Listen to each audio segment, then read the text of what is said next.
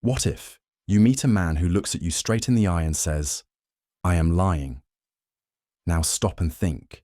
If he's telling the truth, then he must be lying. But if he's lying, then he's actually telling the truth. This is the liar paradox, one of most simple yet mind-bending statement that breaks logic itself. It's simple yet impossible to resolve. Let's put it another way. Suppose a sign says, "This statement is false." If the statement is true, then it must be false. But if it's false, then it must be true. It loops endlessly, with no way to determine a definite answer. Now, why does this matter? Well, paradoxes like this expose the limits of language and logic. In real life, we assume that every statement is either true or false. There's no in-between. But the liar paradox shows that certain statements don't fit into this neat system. It challenges the very foundation of how we understand truth. Philosophers and mathematicians have wrestled with this paradox for centuries. Some suggest new ways of thinking about truth, while others argue that self-referential statements like this simply shouldn't exist. But here's the real question. If a simple sentence can break logic so easily, what else might be uncertain in the world we take for granted? Paradox of the crocodile. A crocodile snatches a child from the riverbank. The desperate parent begs for the child's return. The crocodile, being unusually logical, offers a deal. If you correctly guess whether I will return your child, I will give them back. If you guess wrong, I will keep them. The parent thinks carefully and says, "You will not return my child." Now, the crocodile is stuck. If the statement is true and the crocodile wasn't going to return the child, then by the deal's logic, it must return the child.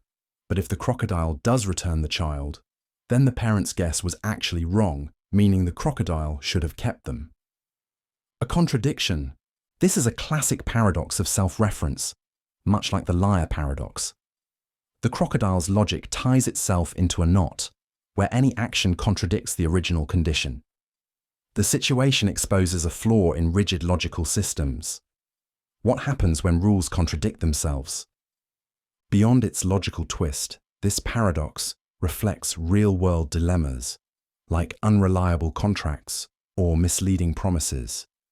If someone sets up a system where any outcome contradicts itself, can trust or fairness truly exist?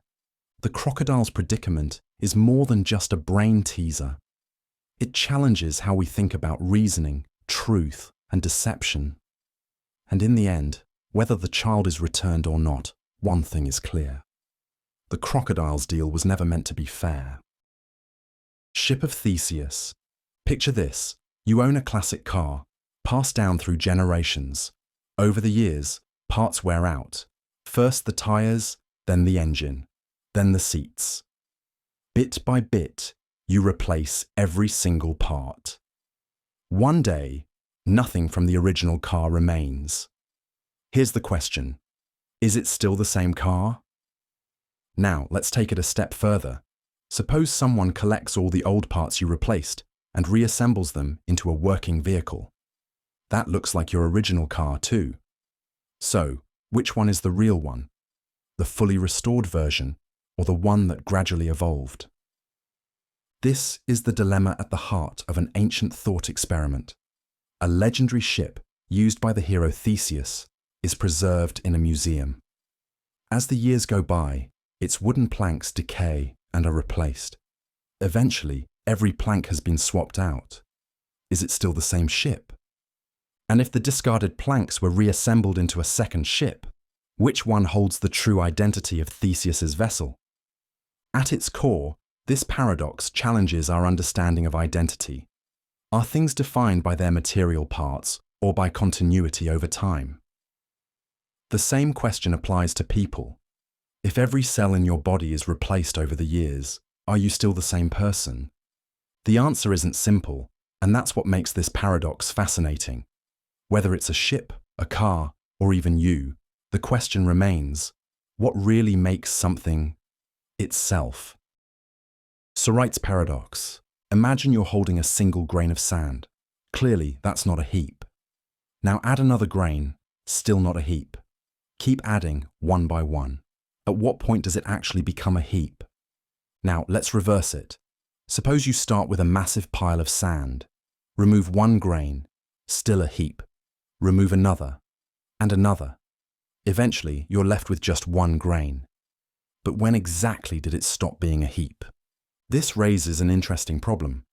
How do we define vague concepts like heap, bald, or tall? If one hair doesn't make a person bald, and removing just one hair never seems to cause baldness, then how do people go bald at all? The issue is that vague terms don't have clear-cut boundaries. Words like rich, fast, or old work in everyday language, but fall apart under precise scrutiny. If $1 doesn't make you rich, then adding one at a time should never make a difference. But clearly, at some point, it does. So where do we draw the line? Some argue that language is simply imprecise, while others suggest we should rethink how we categorize things. This paradox reminds us that many of the labels we use every day are more fluid than they seem. It's not just about heaps of sand, it's about how we define reality itself. Unexpected hanging paradox. A judge sentences a prisoner, telling him, "You will be hanged at noon on a weekday next week, but the execution will be a surprise. You won't see it coming." The prisoner thinks hard. If he's still alive by Thursday night, the hanging must be on Friday. But if he knows that, then Friday isn't a surprise. So Friday is impossible. Now, if he's alive by Wednesday night, the only options left are Thursday or Friday. But Friday is already ruled out, meaning Thursday must be the day. But again, if he knows that, it's no longer a surprise. By this logic, he eliminates every day of the week, concluding the hanging can't happen at all. Feeling confident, he relaxes in his cell until the guards drag him out on Wednesday at noon. He is completely shocked. The execution was indeed a surprise, despite his airtight reasoning that it was impossible. This paradox messes with logic in a fascinating way. The prisoner's argument seems sound, but it leads to a false conclusion. He assumes that if he can predict the hanging, it can't happen, but that assumption collapses the moment he's actually surprised. It highlights the strange tension between reasoning about future knowledge and the reality of an unpredictable event. Just because we can logically eliminate possibilities doesn't mean reality follows our logic. Sometimes the unexpected happens exactly as planned. Grandfather paradox. You build a time machine, step inside, and travel back to the past. But instead of sightseeing, you have one shocking mission: to prevent your grandfather from meeting your grandmother. Now, if you succeed, your parents would never be born. And if they were never born, you would never exist. But if you never existed, how did you go back in time in the first place? This is the grandfather paradox, one of the biggest headaches in time travel theory. It's a contradiction that throws the very concept of cause and effect into chaos. The moment you interfere with the past in a way that prevents your own existence, you create an impossible loop, one where you both exist and don't exist at the same time. Scientists and philosophers have debated this paradox for decades. Some suggest that time travel is simply impossible because of contradictions like this. Others propose the many worlds theory, where any change in the past creates a new, alternate timeline. So even if you erase yourself in one reality, another version of you still exists somewhere else. So, if time travel ever becomes real, how would the universe stop such paradoxes from happening? Would reality itself break? Or is there some hidden rule of the universe that prevents us from changing the past? Maybe one day we'll find out, if time travelers from the future don't stop us first. Bootstrap paradox. You're cleaning out your attic when you stumble upon an old, dusty book. The author's name is faded, but the content is fascinating. Inspired, you decide to copy it word for word and publish it as your own. The book becomes famous, and centuries later, someone finds a copy, travels back in time, and hands it to your younger self. You copy it again, and history repeats. But wait, who actually wrote the book? It was never created, just passed through time in an endless loop. It's not just books. Imagine if a scientist from the future traveled back and gave Shakespeare his own plays. Shakespeare copies them down, and history credits him as a genius. But if the plays were never originally written, where did they come from? This messes with our idea of cause and effect. Normally things have an origin. Books are written, ideas are invented. But in this strange scenario, they seem to appear out of thin air, with no real beginning. Does this mean time loops can create something from nothing? Or does it expose a flaw in how we understand time itself? It leaves us with a strange and unsettling question. If an object has no origin, does it even exist in the first place? Raven paradox. Suppose a scientist wants to test the statement, all ravens are black. The obvious way is to observe ravens. Each time she finds a black one, it seems to confirm the rule. But here's the strange part. Logically, anything that isn't a raven and isn't black should also confirm the statement. That means spotting a red apple, a blue car, or a yellow banana technically provides evidence that all ravens are black. Sounds absurd, right? How can looking at apples tell us anything about ravens? This strange logic is at the heart of the paradox. In formal reasoning, a statement like, all ravens are black, is the same as saying, everything that is not black is not a raven. So by that logic, every non-black, non-raven we see, like a green leaf or a white shoe, should count as evidence. But intuitively, that feels wrong. Seeing a million non-black objects doesn't tell us anything useful about ravens. It seems like only direct observations of ravens should matter. So, is logic fooling us? Or is our intuition missing something? Philosophers have debated this for years, and there's no clear answer. Some argue that while the reasoning is correct in theory, it's just not practical. Others say it exposes a deeper flaw in how we think about evidence. Either way, it's a paradox that challenges how we define proof itself. Ross paradox. A teacher tells a student, hand in your homework. That's a simple, clear instruction. But what if the teacher had instead said, hand in your homework or set the school on fire? The second statement still logically includes handing in homework, but suddenly it sounds much more extreme. This is the strange logic behind the paradox. In formal reasoning, a statement like do X is considered logically equivalent to do X or do something impossible, absurd, or disastrous. That's because if the first option is true, the whole statement must be true, regardless of how ridiculous the second option is. This leads to an unsettling result.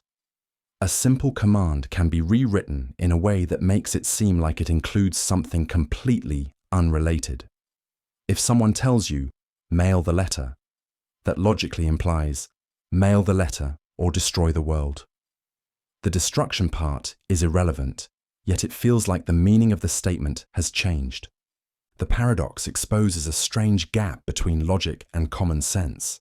While the rule works mathematically, it doesn't reflect how humans actually interpret language. We don't assume extreme alternatives unless they're explicitly stated. So, while logic says both versions of the command mean the same thing, intuition tells us otherwise. The question is, should we trust the rules of formal logic, or the way we naturally understand meaning? Temperature paradox. You're in a cozy cabin, staring at a sleek digital thermometer on the wall. It's supposed to tell you the exact temperature. Simple, right? But here's where things get weird. Let's say the room is sitting at exactly 20 degrees Celsius. The thermometer lights up, proudly displaying 20 degrees Celsius. But that tiny glowing display gives off heat. A small, almost unnoticeable amount, but enough to nudge the room's temperature up to 20.1 degrees Celsius. Now, the thermometer is wrong. It catches on, updates to 20.1 degrees Celsius, but that very update adds more heat, pushing the room to 20.2 degrees Celsius. And on it goes, an endless loop where the thermometer keeps adjusting, but can never land on the actual temperature. It's like a dog chasing its tail. Frustrating, never-ending, and impossible to win. This temperature paradox isn't just a quirky thought experiment, it's a glimpse into a much bigger truth. Measuring something can change the very thing you're trying to measure. This happens in quantum physics, where just looking at a particle can change its behavior, or in psychology, where observing people can alter how they act. So, next time you glance at your thermostat, give it some credit. It's trying its best, but in this paradox, it's forever stuck in a game it can't win. Barbershop paradox. A small town has a rule. The barber shaves everyone who does not shave themselves, and only those people. Seems simple, right? But now ask yourself, who shaves the barber? If the barber shaves himself, he's breaking the rule, because he only shaves those who don't shave themselves. But if he doesn't shave himself, then according to the rule, the barber must shave him. It's a logical trap where no answer works.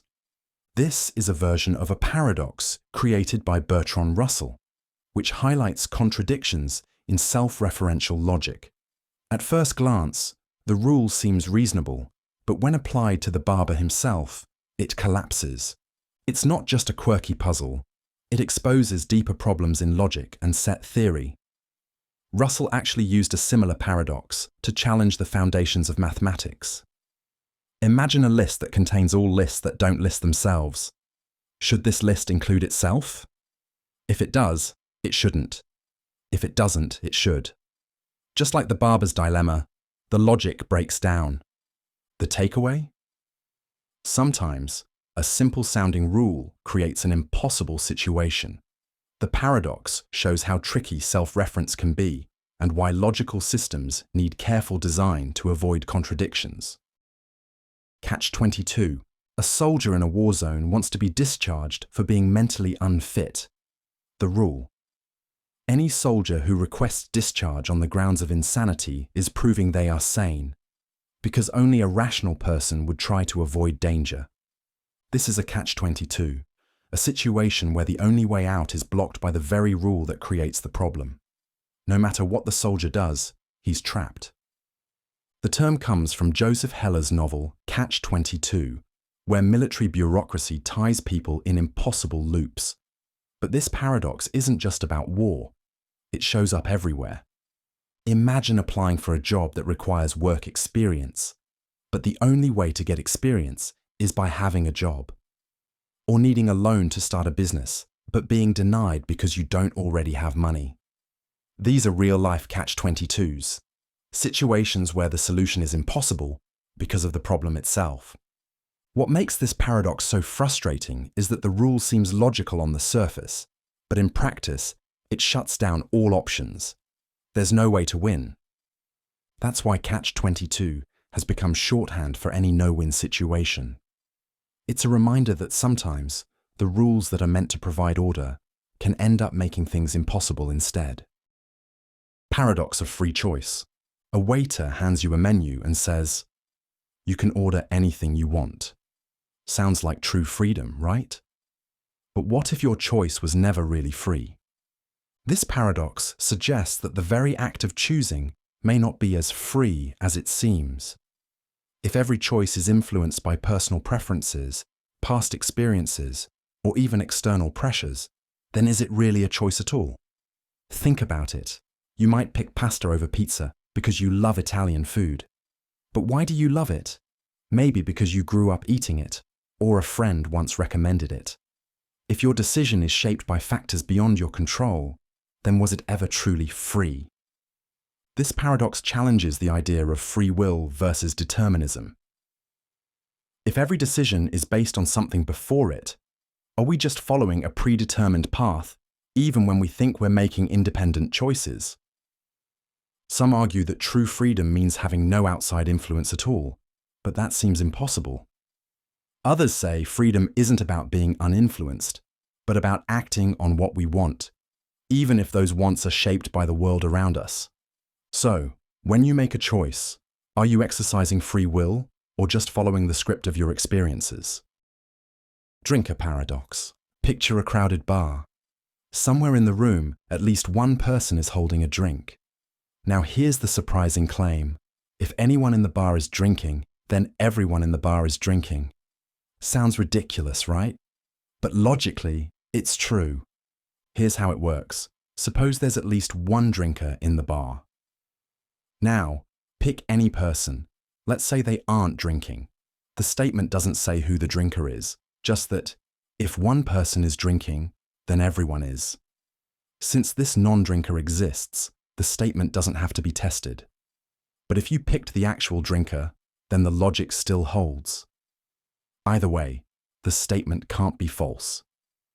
This paradox, from mathematical logic, plays with the way implication statements work. In everyday language, saying, if A, then B, suggests a connection. But in formal logic, such a statement is always true unless A is false, even if there's no meaningful link between A and B. It's a reminder that logic doesn't always match intuition. In real life, saying, if one person drinks, everyone does, seems absurd. But mathematically, the statement is structured in a way that makes it technically valid, even if it feels completely wrong. What the tortoise said to Achilles. Achilles, the mighty Greek warrior, is having a debate with a clever tortoise. The tortoise asks, if A and B are true, then C must also be true. Do you agree? Achilles nods. That's just basic logic. If the first two statements are correct, the conclusion must follow. But the tortoise isn't done. Now, agree to one more thing. If A and B are true, and if A and B, then C is also true, then C must follow. Achilles agrees again. Then the tortoise grins. Great! But now agree that if all that is true, then C still follows. Achilles is stuck. No matter how many times he agrees, the tortoise can always demand one more step before reaching the conclusion. The chain never actually ends. This paradox, created by Lewis Carroll, reveals a strange problem in logic. Achilles assumes that if something is logically true, we must accept it. But the tortoise shows that, in theory, someone can always refuse to take the final step, keeping the process going forever. It's a tricky idea. Even simple reasoning isn't just about logic. At some point, we have to stop questioning and just accept that rules work. Paradox of entailment. Your friend claims, if the moon is made of cheese, then I am the king of the world. Sounds ridiculous, right? But in formal logic, this statement is actually considered true, even though the moon is obviously not made of cheese. Here's why. In classical logic, if a statement is false, then any conclusion drawn from it is automatically valid. Suppose we start with 2 plus 2 equals 5.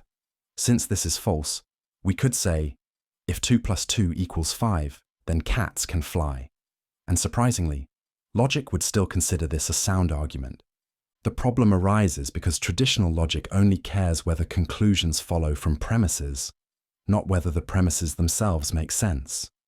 If the starting point is false, the system allows anything to follow. That's why an absurd claim can logically lead to another, no matter how unrelated they seem. Of course, this isn't how reasoning works in real life. No one would accept nonsense leading to meaningful conclusions. To fix this, some logicians propose relevance logic, which requires that conclusions must be directly related to their premises. Still, this strange loophole highlights a weird flaw in strict reasoning. If pigs could fly, then, well, literally anything could be true. Lottery paradox. A lottery ticket sits in your hand. You know the odds, millions to 1 against winning. Given that, it seems perfectly reasonable to believe your ticket won't win. But here's the catch. The same logic applies to every single ticket. If each individual ticket is almost certainly a loser, then shouldn't we conclude that no ticket will win? That, of course, is wrong, because we know that one ticket must win. This is the contradiction at the heart of the paradox. It feels rational to believe each ticket will lose, but it's impossible for all of them to be losers. The problem arises from how we treat probabilities in belief. Individually, it makes sense to say each ticket probably won't win. But if we apply that reasoning across the entire lottery, we end up with a conclusion that contradicts reality. It exposes a flaw in how we handle rational beliefs. Just because something is extremely unlikely doesn't mean we can treat it as impossible. Some philosophers argue this shows a problem with the way we justify beliefs. Others suggest it highlights a gap between individual probabilities and collective certainty. Either way, it leaves us with a strange realization. You can be completely reasonable in believing something, yet still be wrong. Munchausen trilemma. You're asked to prove something, anything. But here's the problem. How do you justify your reasoning without running into an infinite loop? Every belief, fact, or argument needs a foundation. But when you try to justify that foundation, you run into three bad options. First, you could keep giving reasons forever, but that leads to an endless chain with no real starting point. Second, you could circle back to your original point, which just assumes what you're trying to prove. Or third, you could accept some statements without proof, but then you're relying on blind assumptions. No matter what, you're stuck. Every argument must rest on something, but any attempt to justify that foundation leads to infinite regress, circular reasoning, or unproven assumptions. This dilemma is named after Baron Munchausen, a fictional character who supposedly pulled himself out of a swamp by his own bootstraps. It's an impossible task, just like proving any belief with complete certainty. It reveals a deep problem in logic and philosophy. Every belief needs justification, but justification itself is never absolute. We rely on reasoning, but at some point, we have to stop asking why, even if we don't have a perfect answer. Hilbert's hotel paradox. A hotel with infinite rooms sounds like a place where you'd never have to worry about reservations. But what if every single room is already occupied? Yet somehow, the hotel can still accommodate new guests. This is the strange world of Hilbert's hotel. Suppose a new guest arrives at this completely full hotel. Instead of turning them away, the manager shifts every current guest one room up. So the person in room 1 moves to room 2 moves to room 3, and so on. This opens up room 1 for the new guest. Even though the hotel was full, it magically made space. Now what if an infinite number of new guests show up? No problem. The manager just tells everyone to move to the room that's double their current number. Room 1 goes to 2, room 2 to 4, 3 to 6, and so on. This clears out all the odd-numbered rooms, which are also infinite, leaving space for an endless number of new visitors. This paradox shows how infinity defies intuition. A hotel that's full can still fit more people, and removing guests doesn't necessarily make it less full. It challenges our basic understanding of size, numbers, and limits, because in the world of infinity, the rules are anything but normal. Paradox of the court. A clever law student strikes a deal with his teacher. He'll only pay for his lessons if he wins his first court case. It seems fair. If he loses, he won't have any winnings to pay with. But things take a turn when the student finishes his training and never takes a case. The teacher, frustrated, sues the student for payment. Now comes the paradox. If the teacher wins the case, the court orders the student to pay. But according to their deal, the student only has to pay if he wins his first case. Since losing means he doesn't have to pay, this contradicts the ruling. But if the student wins the case, the court rules he doesn't owe anything. Yet this would be his first legal victory, meaning, by their original deal, he now does have to pay. No matter what, the outcome contradicts itself. The case becomes an impossible loop. Winning means he must pay, but paying means he lost. Losing means he doesn't pay, but not paying means he won. This paradox challenges the logic of contracts and legal reasoning. If rules create contradictions, how can they ever be applied fairly? Even in a court of law, it seems some arguments are simply unwinnable. Ellsberg paradox. You're in a game where you have to pick a ball from one of two urns to win a prize. The first urn has exactly 50 red balls and 50 black balls. The second urn also contains red and black balls, but you don't know in what proportion. Now, you have to bet on drawing a red ball. Which urn do you choose? Most people pick the first urn, the one with the known 50-50 chance. But what if you had to bet on drawing a black ball? Strangely enough, most people still prefer the first urn. That's the Ellsberg paradox.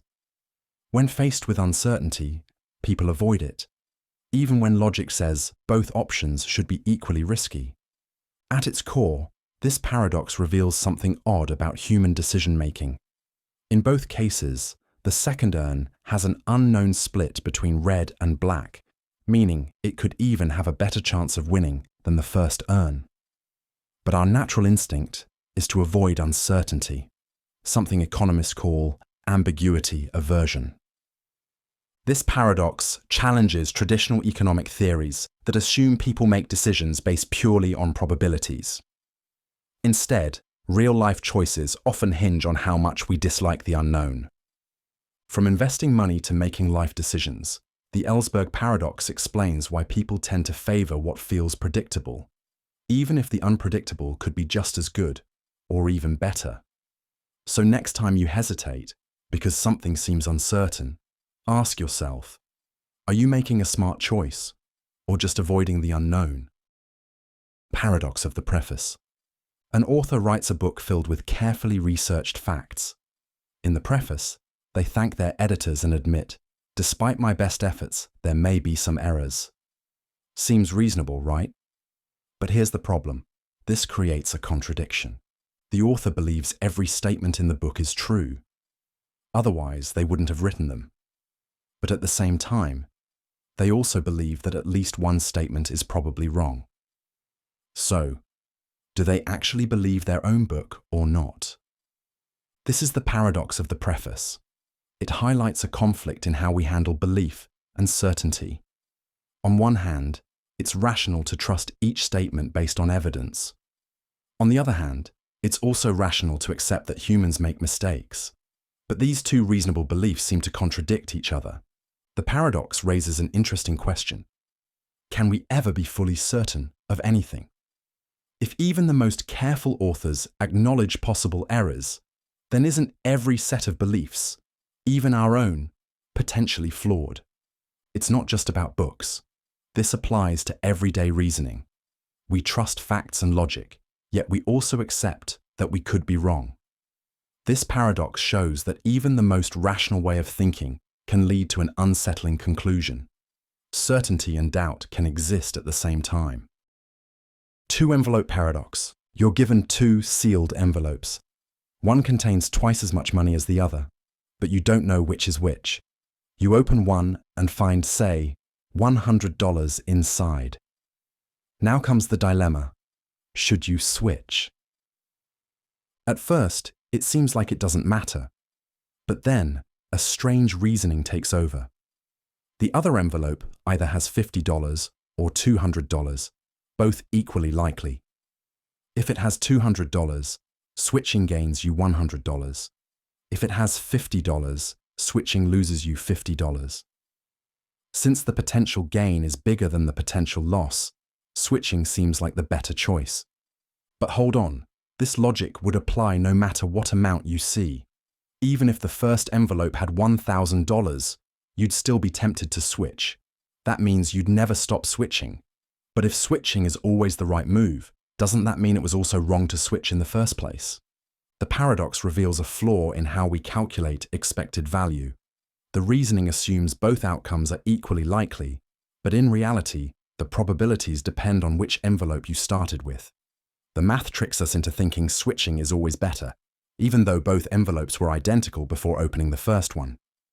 So, should you switch? Well, if the logic says to always switch, then logically, you should have never picked the first envelope at all. Simpson's paradox. Two doctors work at a hospital. One has a higher overall success rate than the other. Seems like the better choice is obvious, right? But then, when you break it down by type of patient, mild cases and severe cases, The other doctor has a higher success rate in both categories. How is that possible? This happens when overall statistics tell a completely different story than individual groups. The trick: hidden variables. In this case, the doctor with the lower overall success rate might handle mostly severe cases, where success is harder. Meanwhile, the other doctor deals with mostly mild cases, where success is easier. Since severe cases lower overall success rates, the numbers look misleading, even though the first doctor performs better in every situation. This strange effect appears in real-world data all the time. A new drug might seem ineffective overall, but actually works better for every age group separately. A baseball player might have a lower overall batting average, but a higher one in every season played. To conclude, numbers don't always tell the full story. Without understanding how data is grouped, we can be tricked into drawing the wrong conclusions, even when the math looks convincing. Friendship paradox. Ever feel like your friends have more friends than you? Turns out you're probably right. And not because you're unpopular. It's a strange mathematical illusion that affects almost everyone. Think about it this way. People with lots of friends are more likely to be your friends than people with fewer friends. That means when you look at your social circle, it's naturally filled with people who have above-average connections. This makes it seem like everyone is more popular than you, even if that's not actually true. It's not just a trick of perception. It's built into the math of social networks. Imagine a small group where most people have 3 or 4 friends, but a few social butterflies have dozens. Those outgoing people skew the average, so when you compare yourself to your friends, their numbers will often be higher than yours. This odd effect shows up everywhere. On social media, most people follow influencers with massive followings, making their own follower count seem small. In school, students feel like their classmates are invited to more parties than they are. Even in workplaces, employees might think their colleagues are busier or more well-connected. It's a reminder that comparisons can be misleading. Your experience is shaped by who you're looking at, not by the actual average. Inspection paradox. Why does the bus always seem to take longer when you're waiting compared to when you're on it? It's not just bad luck, it's a statistical illusion at play. The reason is simple. Longer gaps between buses are more likely to be the ones you experience. Imagine a schedule where buses arrive at random intervals, some close together, some far apart. If you show up at a random time, you're far more likely to land in one of the long gaps. Short gaps are rare, so you're less likely to arrive during them. As a result, the average wait time feels much longer than expected. This effect isn't just about buses. In college classes, students might feel like their lecture halls are always crowded. That's because popular courses have more students, so the average student experiences bigger class sizes, even if the school's overall average is lower. It even applies to social life. Most people feel like their friends go to more parties than they do. But a packed party means more people experience it, making it seem like parties are more common than they actually are. The strange part? Nothing about the system is actually broken. The gaps and averages don't change, but the way we experience them does. Lindley's paradox. A scientist runs a study and finds a tiny difference between 2 groups. The result is statistically significant, meaning it's unlikely to be due to chance. But wait, does that really mean the effect is real? Here's where things get weird. If the sample size is huge, even the smallest difference can reach statistical significance, even if that difference is meaningless in reality. On the other hand, if the sample is small, even a real effect might not reach significance. So, what should we believe? This contradiction happens because statistical tests rely on probability, not certainty. If you analyze enough data, you'll almost always find something that looks significant. But statistical significance doesn't always mean practical importance. A study might find that a new diet helps people lose 0.001 pounds on average. Technically significant, but completely useless. The problem arises in scientific research all the time. a medical trial might show a significant effect of a drug. But if the effect is tiny, does it actually matter? On the flip side, a smaller study might fail to prove something real just because it didn't have enough data. This paradox reminds us that numbers alone don't tell the full story. Sometimes, what looks like a clear answer is just a side effect of how we measure things. Low birth weight paradox. Babies born underweight tend to have more health risks. But here's where things get strange. When comparing babies of smoking and non-smoking mothers, low birth weight babies of smoking mothers seem to have better survival rates than low birth weight babies of non-smokers. Does smoking somehow help underweight babies? Not at all. The key to this puzzle is how the groups are divided. Babies with low birth weight from non-smoking mothers are often born small due to serious medical complications. But in smoking mothers, many babies are small simply because smoking restricts fetal growth, not necessarily because of life-threatening health conditions. This means the comparison isn't fair. Low birth weight includes both mildly small and critically underweight babies. In the non-smoking group, a larger percentage of low birth weight babies fall into the critical category. This makes it look like smoking improves survival, but it's really just a quirk of grouping the data. This paradox is a warning against jumping to conclusions from statistics. Just because one group appears to have better outcomes doesn't mean the cause is what it seems. Hidden factors can completely flip the story. Will Rogers paradox. A group of students is split into two classes based on test scores, high performers and low performers. Then, one of the lowest scoring students from the top group is moved to the bottom group. Surprisingly, both class averages go up. How is that possible? It works because the student was below average for the high group, but above average for the low group. By moving them, the weaker group gets a boost, and the stronger group loses its weakest link, raising both averages at the same time. This strange effect appears in medical studies too.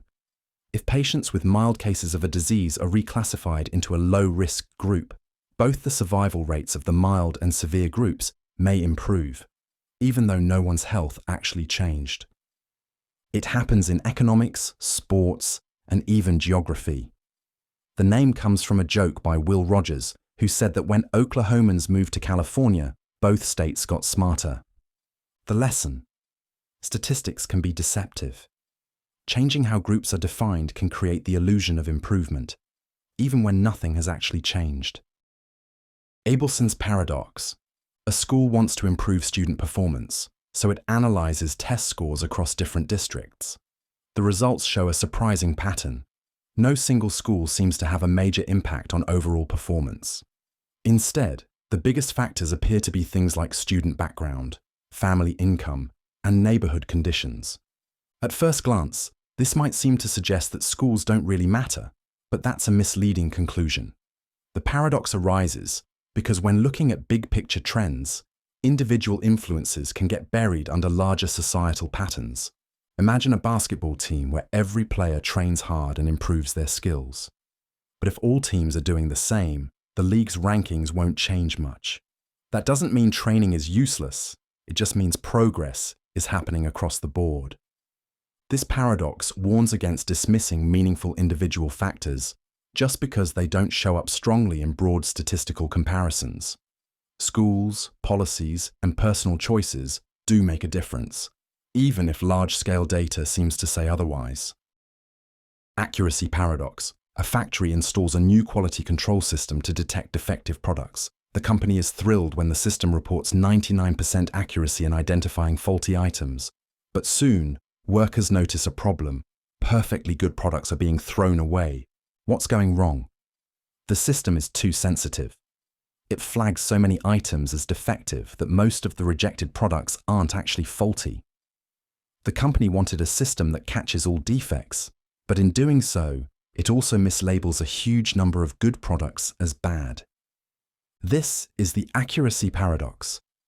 A system may seem highly accurate when judged by overall numbers, but that doesn't mean it's actually useful. Imagine a fire alarm that goes off every 5 minutes, whether there's a fire or not. It might catch every real fire, but if people start ignoring it, is it really a good alarm? The paradox appears in medical tests, AI models, and even crime prediction tools. A security system might boast high accuracy in detecting criminals, but if it wrongly flags thousands of innocent people, is it really effective? The key lesson is that accuracy alone isn't enough. What matters is how well something actually works in real situations. Berkson's paradox. A tech company is hiring new employees, and you're reviewing the applicants. You notice something odd. Among the people with great technical skills, many have poor communication skills, and among those who are excellent communicators, their technical skills seem weaker. Does this mean that strong technical ability and strong communication are rarely found together? Not necessarily. This could be an example of Berkson's paradox, a statistical illusion caused by selection bias. In this case, the company is only considering applicants who made it through the first round of filtering. If both technical skill and communication skill were necessary to get to this stage, many people who were just average at both were already eliminated. As a result, the remaining candidates create the illusion that the two traits are negatively correlated, even if no such connection exists in the general population. Another example. At an exclusive gym, you might notice that the strongest athletes often seem less flexible, and the most flexible ones don't seem very strong. But outside the gym, plenty of people are neither strong nor flexible. The gym's membership creates a biased data set, leading to a misleading conclusion. This paradox shows how filtering data can make two unrelated traits seem connected when they aren't. It reminds us that what we observe is often shaped by hidden biases in how the data is selected. Freedman's paradox. A researcher wants to find out what makes people happy. They collect data on dozens of factors: diet, exercise, sleep, income, social life, even favorite color. After running statistical tests, they discover something surprising. People who prefer the color blue report significantly higher happiness levels. But is this really a meaningful connection, or just a statistical illusion? This is Freedman's paradox, which shows how analyzing too many variables at once can accidentally produce misleading results. When researchers test a large number of factors against an outcome, some of them will appear to be significant just by chance, even if no real relationship exists. Imagine rolling a die 10 times and getting 3 sixes in a row. It might seem like something special is happening, but with enough rolls, patterns like this will inevitably appear. Similarly, in large data sets, random noise can mimic meaningful patterns, tricking us into believing there's a real effect. In science, this paradox is a big problem when researchers don't properly account for false positives, mistakenly identifying a connection where none exists. It explains why some studies report bizarre correlations, like how eating chocolate is linked to winning Nobel Prizes, or how certain baby names supposedly lead to career success. The paradox reminds us that data can be deceptive. Just because two things appear related doesn't mean they actually influence each other. It could just be randomness playing tricks on us. Proebsting's paradox. A baseball coach wants to improve his team's performance, so he studies past games to find patterns. He notices that when players swing more aggressively, they tend to score more runs. Excited, he tells his team to start swinging at everything. But strangely, the team's performance doesn't improve. In fact, it gets worse. This is the idea behind Proebsting's paradox, which highlights how a strategy that appears beneficial in past data may not actually improve outcomes when intentionally applied. Here's the catch. In the past games, players swung aggressively only when they saw good opportunities, not randomly. Their selective decision-making was what led to higher scores, not just the act of swinging more. By forcing aggression without considering the actual quality of the pitches, the coach removed the very factor that made it successful. This paradox appears in many areas, from business to medicine. A company might notice that highly active customers generate more revenue and decide to push all customers to engage more. But if engagement naturally comes from already interested customers, forcing it won't magically create value. It's a warning against blindly applying patterns from past success. Just because something is associated with a good outcome doesn't mean doing more of it will guarantee the same results. Sleeping Beauty problem. A woman is put to sleep on Sunday and told that a fair coin will be flipped. If it lands on heads, she will be woken up once on Monday. If it lands on tails, she will be woken up twice, once on Monday and again on Tuesday, but with no memory of the previous awakening. Each time she wakes up, she is asked, "What is the probability that the coin landed on heads?" At first glance, the answer seems obvious. 50-50 since the coin is fair, but things get tricky. If it lands on heads, she will wake up once. If it lands on tails, she will wake up twice. That means for every one heads wake up, there are 2 tails wake-ups. Since she doesn't know which wake-up she's in, many argue the probability of heads should actually be 1/3. This thought experiment splits philosophers and mathematicians into 2 camps. Halfers, who insist the probability is 50% since the original coin flip hasn't changed, and thirders, who argue that since she experiences twice as many wake-ups on tails, the probability shifts to 1/3. It's a simple setup, but it challenges our understanding of probability, self-awareness, and how information changes our perception of chance. 3 prisoners problem. 3 prisoners, A, B, and C, are told that one of them will be pardoned while the other 2 will be executed. None of them know who will be freed. Prisoner A, hoping to improve his odds, asks the guard for a hint. "You don't have to tell me if I'm the one being spared, but can you at least name one person who will be executed?" Since at least one of B or C must die, the guard reveals one of their names. Let's say B. Now, A reasons that the odds of his survival must have improved. Before, his chances were 1 in 3, but now, with B eliminated, it seems like his odds have increased to 1 in 2, but that's not quite right. In reality, A's odds of survival are still 1 in 3, while C's chances have now jumped to 2 in 3. Why? Because the guard wasn't giving a random name.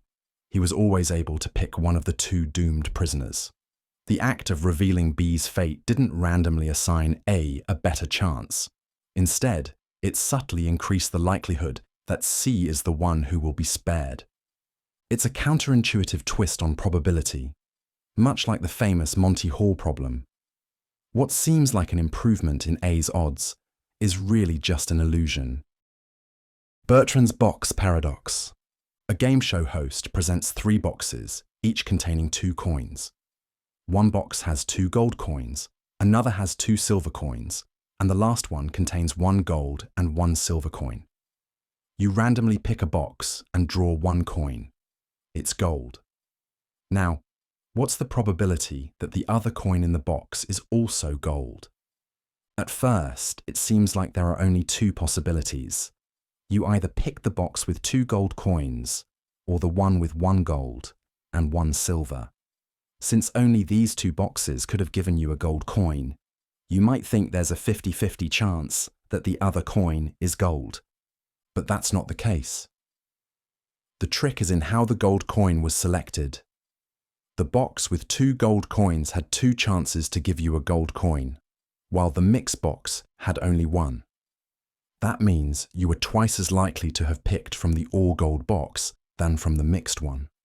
Mathematically, this means the probability isn't 50%, but actually 2 out of 3, or about 67%. Even though you had no control over which coin you pulled, the way probability distributes itself changes the outcome. It's a classic example of how our intuition about randomness can be misleading. Just because there are 2 remaining possibilities doesn't mean they are equally likely. Sometimes, probability hides in the details, waiting to surprise us. Bertrand's paradox. A mathematician asks you a simple question. If you randomly draw a chord in a circle, what's the probability that it's longer than the side of an inscribed equilateral triangle? It seems like there should be one clear answer. But here's the twist. Depending on how you define random, you can get completely different probabilities. One method says, pick 2 random points on the circle and connect them. Another method, choose a random point inside the circle and draw a perpendicular chord through it. A third method, pick a random midpoint for the chord and extend it evenly in both directions. Each of these methods seems reasonable, yet they lead to 3 completely different probabilities: 1/3, 1/2, and 1/4. How can there be multiple correct answers to the same question? The paradox exposes a fundamental problem in probability. What does it actually mean for something to be random? In everyday life, randomness seems simple, like rolling dice or flipping a coin. But in more complex scenarios, defining randomness itself becomes tricky. This paradox isn't just a mathematical puzzle. It challenges the very foundations of probability theory. Without a universal rule for choosing the correct way to define randomness, probability can give contradictory answers to the same question. It's a reminder that in mathematics, even the simplest ideas can become surprisingly complicated. False positive paradox. A medical test says you have a rare disease. Panic sets in. But wait, what if the test is wrong? Even if it's 99% accurate, there's a surprising twist that could mean you're actually healthy. Here's the catch. The disease is extremely rare, affecting only 1 in 10,000 people. The test correctly identifies sick patients 99% of the time and correctly clears healthy people 99% of the time. That sounds pretty reliable, until you do the math. Imagine 10,000 people get tested. Since only 1 person statistically has the disease, the test will likely catch them. But here's the problem. 1% of the 9,999 healthy people will also test positive.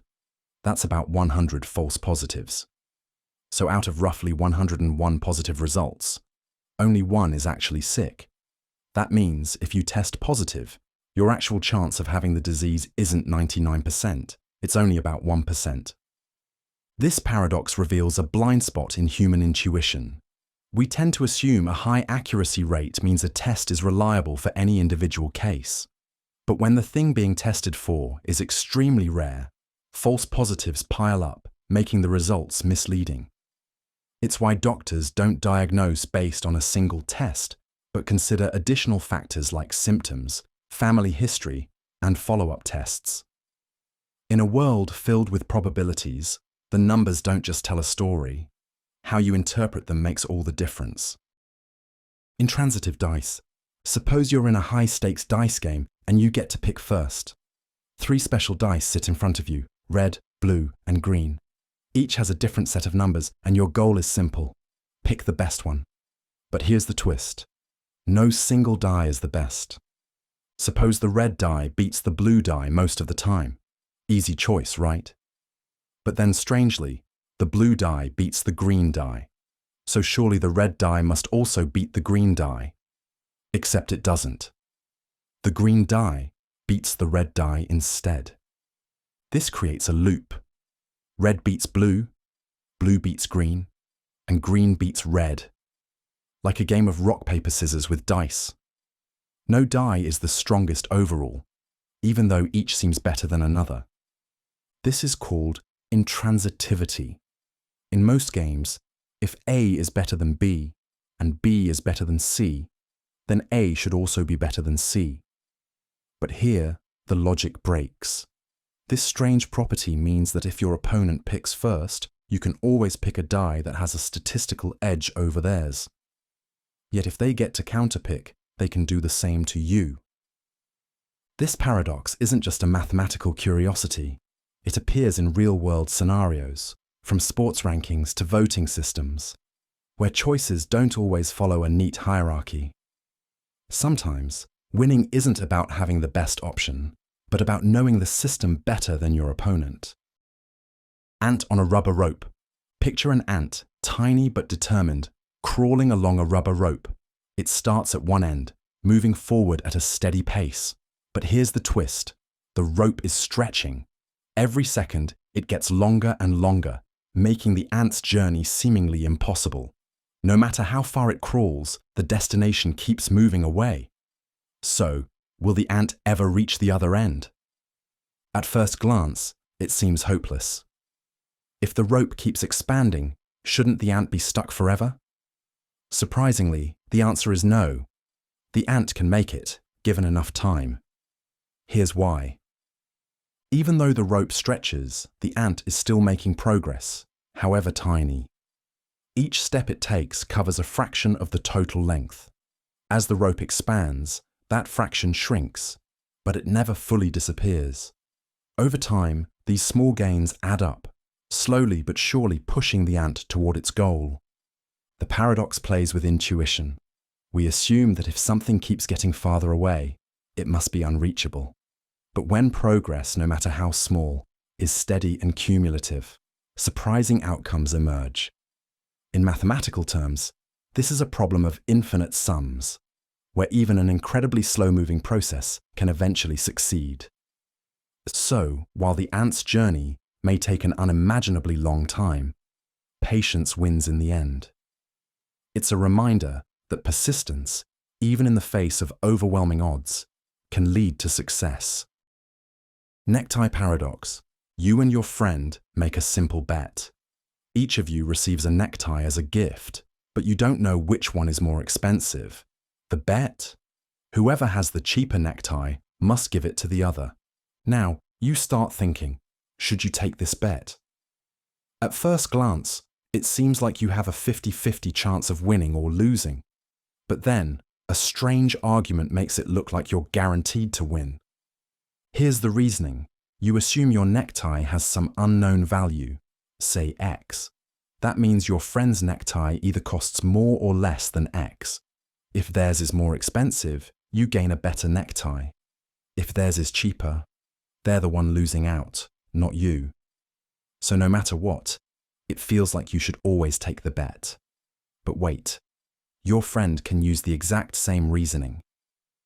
That means both of you believe you have the advantage, even though one of you must be wrong. This creates a paradox.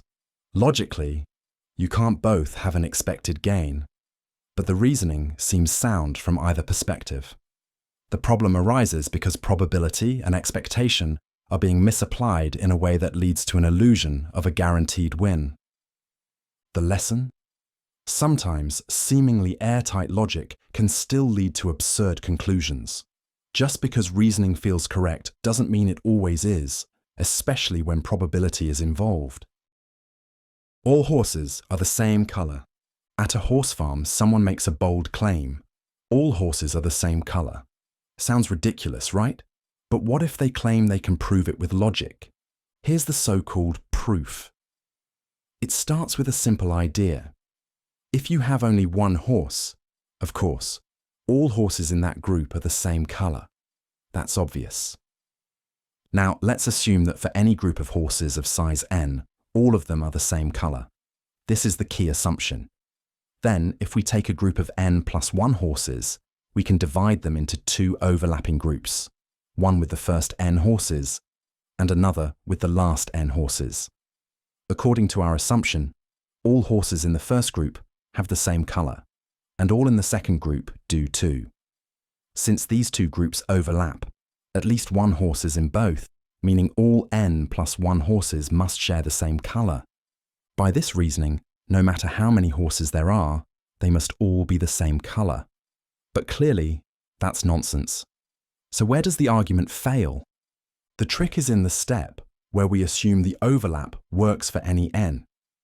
It works for larger groups, but not when n equals 1.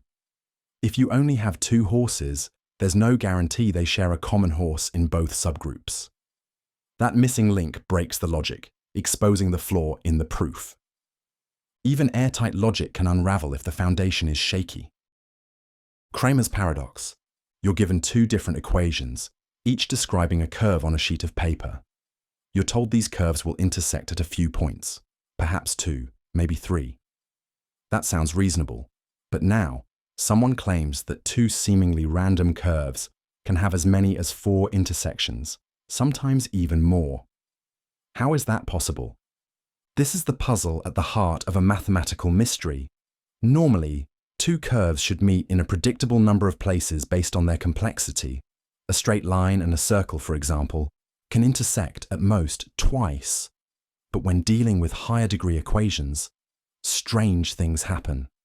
Cramer's paradox shows that two different curves, each defined by a third-degree equation, can actually share up to 9 intersection points. That seems absurd. How can two distinct curves meet in so many places? The trick lies in the way equations define curves. Some seemingly different equations can actually describe the same underlying shape. This means that instead of 9 random intersections, the two curves might secretly be overlapping in unexpected ways. Cramer's paradox highlights a surprising quirk in algebraic geometry, where the rules of curves and intersections aren't always as straightforward as they seem. It's a reminder that in mathematics, what looks impossible at first can sometimes be explained by deeper, hidden structures. Elevator paradox. You're in a tall building, waiting for the elevator. You press the button, and when the doors finally open, it's almost always going down. Why does it feel like elevators are more likely to be going in the opposite direction of where you want to go? This strange experience is actually a well-known statistical illusion. Imagine a building with 20 floors and an elevator constantly moving up and down. If you pick a random moment to step in, where is the elevator most likely to be? Surprisingly, it's more often in the middle floors, simply because it spends more time there. If the elevator is evenly moving up and down, it will naturally be passing through the mid-floors more frequently than it stops at the top or bottom. Now, if you're in the middle and call the elevator, there's a higher chance it's coming from above rather than below. Why? Because if the elevator is passing through often, it's just statistically more likely to already be on its way down. Meanwhile, if you're on a top or bottom floor, you might feel like you always have to wait longer for an elevator to arrive, since it spends less time lingering in those areas. The paradox tricks our perception. It's not that the elevator hates you. It's just that probability plays games with our expectations. So, next time the elevator seems to be working against you, just remember, it's not bad luck, it's math. Newcomb's paradox. You walk into a room where a mysterious, all-knowing being presents you with two boxes. One is transparent, showing exactly $1,000 inside. The other is opaque and could either be empty or contain a staggering $1 million. You have a choice. Take only the opaque box or take both. But there's a catch. The being has already predicted your decision with perfect accuracy. If it foresaw that you'd take both boxes, it left the opaque one empty. If it predicted you'd take only the opaque box, it placed the $1 million inside. Now you're stuck in a mind-bending dilemma. If the prediction is always right, taking only the opaque box should guarantee the $1 million. But from a purely logical standpoint, the decision has already been made, meaning the contents of the box are fixed. Why leave behind the extra $1,000 for nothing? This paradox splits people into two camps. One group argues that trusting the predictor leads to the best reward. The other insists that since the prediction is already made, taking both boxes is the rational choice. Yet, if you think that way, you'll always end up with less. The paradox challenges our understanding of free will, logic, and decision-making. Do we trust the prediction and take a leap of faith? Or do we reason through the problem and risk missing out on a fortune? Interesting number paradox. What's the most boring number you can think of? Maybe 172 or 3049? Well, here's the twist. There's no such thing as a boring number. And that's where the paradox begins. Imagine making a list of all the interesting numbers, like 1, the first natural number, 7, a lucky number, or 42, famous in pop culture. Eventually, you'd come across a number that seems completely unremarkable. But hold on, this number would then be the smallest uninteresting number, which is actually a very interesting fact about it. So, It has to be included in the list. Now, the problem repeats itself. Once you add that number, another smallest uninteresting number emerges. But as soon as you notice it, it becomes interesting too. This process continues forever, meaning every number must be interesting in some way. The paradox suggests that the concept of a truly boring number is impossible. Of course, in real life, some numbers feel duller than others. But mathematically, the moment you try to define a number as uninteresting, it gains an interesting property, its own lack of interesting properties. It's a clever paradox that plays with our perception of meaning and classification. So, if you ever feel unremarkable, remember, if even numbers can't be boring, neither can you. Potato paradox. A farmer carries 100 kilograms of freshly harvested potatoes, which are 99% water. After leaving them in the sun to dry, their water content drops to 98%. That doesn't sound like a big change, right? But here's the shocker. The potatoes now weigh only 50 kilograms.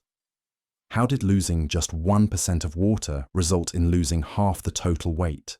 Here's how the paradox works. Initially, the potatoes are 99% water, meaning only 1%, or 1 kilogram, is actual solid potato. The remaining 99 kilograms is water. After drying, the potatoes are now 98% water. But this means the solid potato, still 1 kilogram, must make up 2% of the total weight. So, what number does the total weight have to be for 1 kilogram to be 2% of it? The answer? 50 kilograms. That's why the weight drops dramatically. The small change in water percentage means the total mass must shrink significantly. This paradox tricks our intuition because we don't usually think about percentages in relative terms. A 1% drop in water content seems tiny, but since the potatoes were almost all water to begin with, that 1% represents a huge proportion of the total weight. It's a great reminder that percentages can be deceptive, especially when dealing with things that are mostly one component, whether it's potatoes, statistics, or even body composition. Banach-Tarski paradox. You start with a single orange. Now, what if I told you that by cutting it into a few oddly shaped pieces and rearranging them, without stretching or adding anything, you could get two identical oranges, each the same size as the original? Sounds impossible, right? That's exactly the mind-bending idea behind this paradox. In mathematics, there's a bizarre result that says you can take a solid sphere, divide it into a finite number of pieces, and reassemble those pieces into two spheres, both the same size as the first. No magic, no stretching, just pure logic. Of course, in the real world, this trick wouldn't work with actual oranges. That's because the way we normally cut things follows the laws of physics. But in the realm of pure mathematics, objects can be broken into infinitely complex, unmeasurable pieces. Pieces so strange that they defy our usual rules about volume and size. This paradox is a consequence of how infinity works in higher mathematics. It relies on a deep, counterintuitive property of space that shows how breaking things into infinitely detailed parts can lead to seemingly impossible results. So, while you can't double your fruit at home, the paradox reveals something stunning. Our everyday intuition about size and shape doesn't always apply in the abstract world of mathematics. And sometimes, reality is a lot stranger than it seems.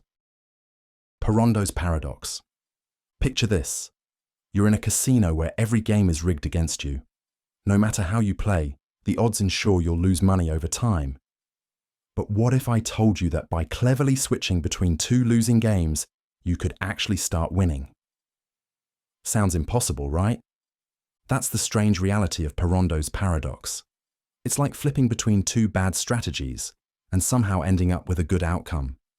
Here's how it works. Suppose you have two games. Game A is a straightforward losing game, maybe a slightly unfair coin toss where you lose more often than you win. Game B is trickier. It switches between being a winnable game and a losing one based on how much money you currently have. If you play either game by itself long enough, you'll eventually go broke. But here's the twist. If you alternate between them in the right pattern, Say, playing A few times, then B, then repeating. Something surprising happens. The combined losses from each individual game don't just cancel out, they actually reverse. The net effect is that you start winning. This paradox appears in real-world situations like economics, genetics, and even business strategies. Sometimes, alternating between two bad choices can lead to success, because the interaction between them creates unexpected advantages. Parrondo's paradox reminds us that randomness and strategy can work together in surprising ways. Even when all options look like losing bets, the right sequence can flip the game in your favor. Coastline paradox. How long is the coastline of Britain? Seems like a simple question, right? Just grab a map, trace the outline, and measure. But here's the catch. There's no single answer. The length actually depends on how closely you measure it. Imagine you start with a rough outline using a ruler 100 kilometers long. The coastline might seem fairly smooth, and you get one total length. But now, replace that with a 10-kilometer stick. Suddenly, you capture more of the smaller bays and curves, and the total length increases. Use an even smaller measuring tool, and the length grows again. The closer you zoom in, the more detail you uncover. Tiny inlets, rocky edges, and jagged cliffs. If you keep reducing your measuring unit, the coastline's length could theoretically approach infinity. This is the coastline paradox. The measured length of a coastline depends on the scale of measurement, and there's no single fixed answer. It's because coastlines, like many natural shapes, are fractal-like. They don't have smooth, simple edges, but endless complexity at every level of magnification. This paradox isn't just a curiosity, it has real-world implications. It affects cartography, where maps must simplify coastlines, and even physics, where scientists deal with fractal-like structures in nature. Precise measurement, it turns out, isn't always possible when nature plays by different rules. Green paradox. Suppose a government announces a future ban on fossil fuels to fight climate change. That should be great news for the environment, right? But instead of slowing down, oil companies start drilling faster than ever. Why? Because if their product will soon be worthless, they'd rather sell it all now, while they still can. This is the green paradox. It suggests that well-intended environmental policies can backfire, making climate change worse in the short term. By announcing stricter regulations or future bans, policymakers unintentionally create a rush to extract and burn fossil fuels before restrictions take effect. Think of it like a clearance sale. If a store announces that everything will be banned next year, people will panic buy today. The same happens with fossil fuel suppliers. They flood the market before their assets become stranded. The result? More carbon emissions, accelerating the very crisis the policy aimed to prevent. This paradox highlights the challenge of transitioning away from fossil fuels. If governments want to reduce emissions, they need to design policies that don't just delay extraction, but actually discourage it. That could mean immediate carbon taxes or incentives for clean energy now, not later. The green paradox reminds us that good intentions aren't always enough. When dealing with global problems, timing and strategy matter just as much as the solution itself. Gabriel's horn. Picture yourself painting a long, twisting trumpet that stretches endlessly into the distance. You dip your brush, ready to cover its entire surface. But here's the catch. You can't. No matter how much paint you have, it's mathematically impossible. This bizarre object is called Gabriel's horn, and it defies common sense. It's a three-dimensional shape created by rotating the curve y equals 1x around the x-axis, starting from x equals 1 and extending forever. The result? A shape with infinite length, tapering towards zero, yet somehow enclosing a finite volume. That's the paradox. You can pour a limited amount of paint inside Gabriel's horn and fill it completely.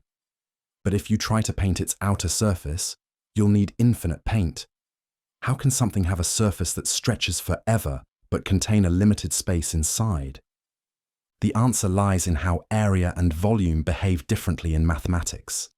The surface area, when calculated, diverges to infinity, meaning it never stops growing. But the volume, though extending infinitely, shrinks rapidly enough that its total sum stays finite. It's a strange reality where infinity doesn't always behave as expected. This paradox challenges our intuition about size and measurement, showing that what seems physically impossible can still be mathematically true. It's a perfect example of how infinity is full of surprises. Hausdorff paradox. Think about a perfectly solid marble sphere. Now, what if I told you that by cutting it into a finite number of pieces and rearranging them, without stretching or changing their shape, you could end up with two identical spheres the same size as the original? It sounds absurd, but that's exactly what the Hausdorff paradox suggests. This paradox, like the Banach-Tarski paradox, emerges from the strange properties of infinity in higher dimensions. The key lies in how certain sets of points in three-dimensional space behave. By carefully selecting and dividing the sphere into these special, non-measurable subsets, you can rearrange them in such a way that you seemingly create something from nothing. Of course, this doesn't work in the physical world. Atoms and molecules don't obey the same rules as abstract mathematical points. But in pure mathematics, where infinity is unrestricted, results like this defy common sense and force us to reconsider fundamental ideas about space and measurement. Ultimately, the Hausdorff paradox is a striking example of how mathematics can produce results that, while logically sound, challenge our intuitive understanding of reality. It's a glimpse into a world where the impossible suddenly becomes possible. Nikodym Set. Imagine walking across a field, but no matter which way you step, you always land on grass, never on a clear path. Now take that idea to the world of geometry, where you can somehow draw a shape that stretches infinitely in every direction, yet still remains nearly invisible. Welcome to the mind-bending world of the Nikodym Set. This bizarre mathematical object exists within a square, yet every single direction contains a full line passing through it. Despite this, the set's area can be made as close to zero as you want. It's like a shape that extends everywhere, but barely takes up any space. How is this possible? The trick lies in how these lines are arranged. Instead of forming a dense solid mass, they are spread out in an intricate way, avoiding full coverage of the space. The result is a paradoxical structure, large in the sense that it touches every direction, but small in that it occupies almost no measurable area.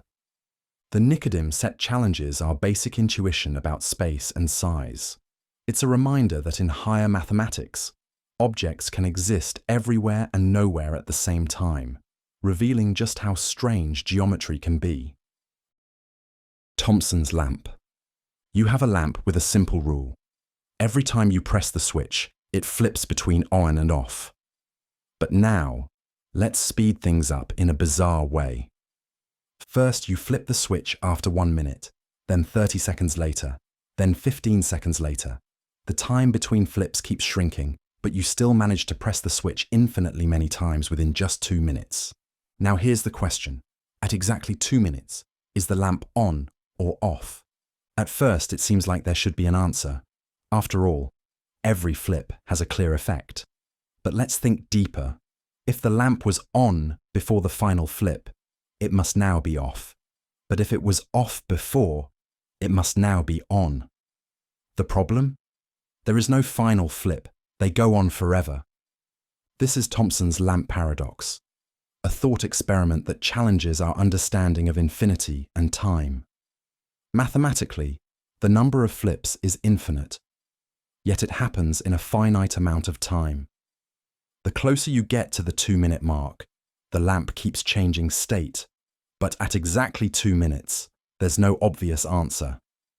This paradox reveals a strange tension between infinite sequences and reality. It forces us to ask, can an infinite process ever truly complete? Or does it break our logic when we try to force a final answer?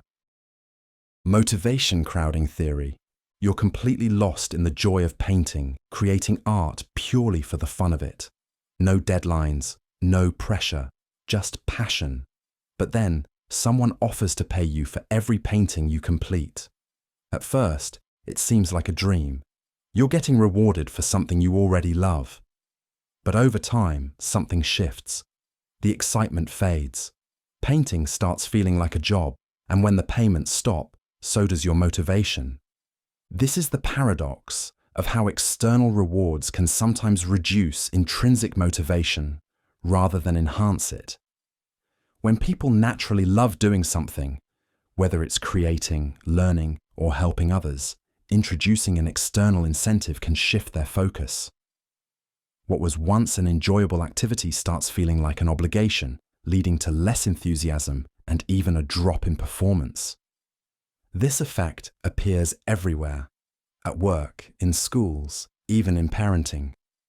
A child who loves reading for fun might lose interest once rewarded for it, seeing books as just another task to complete.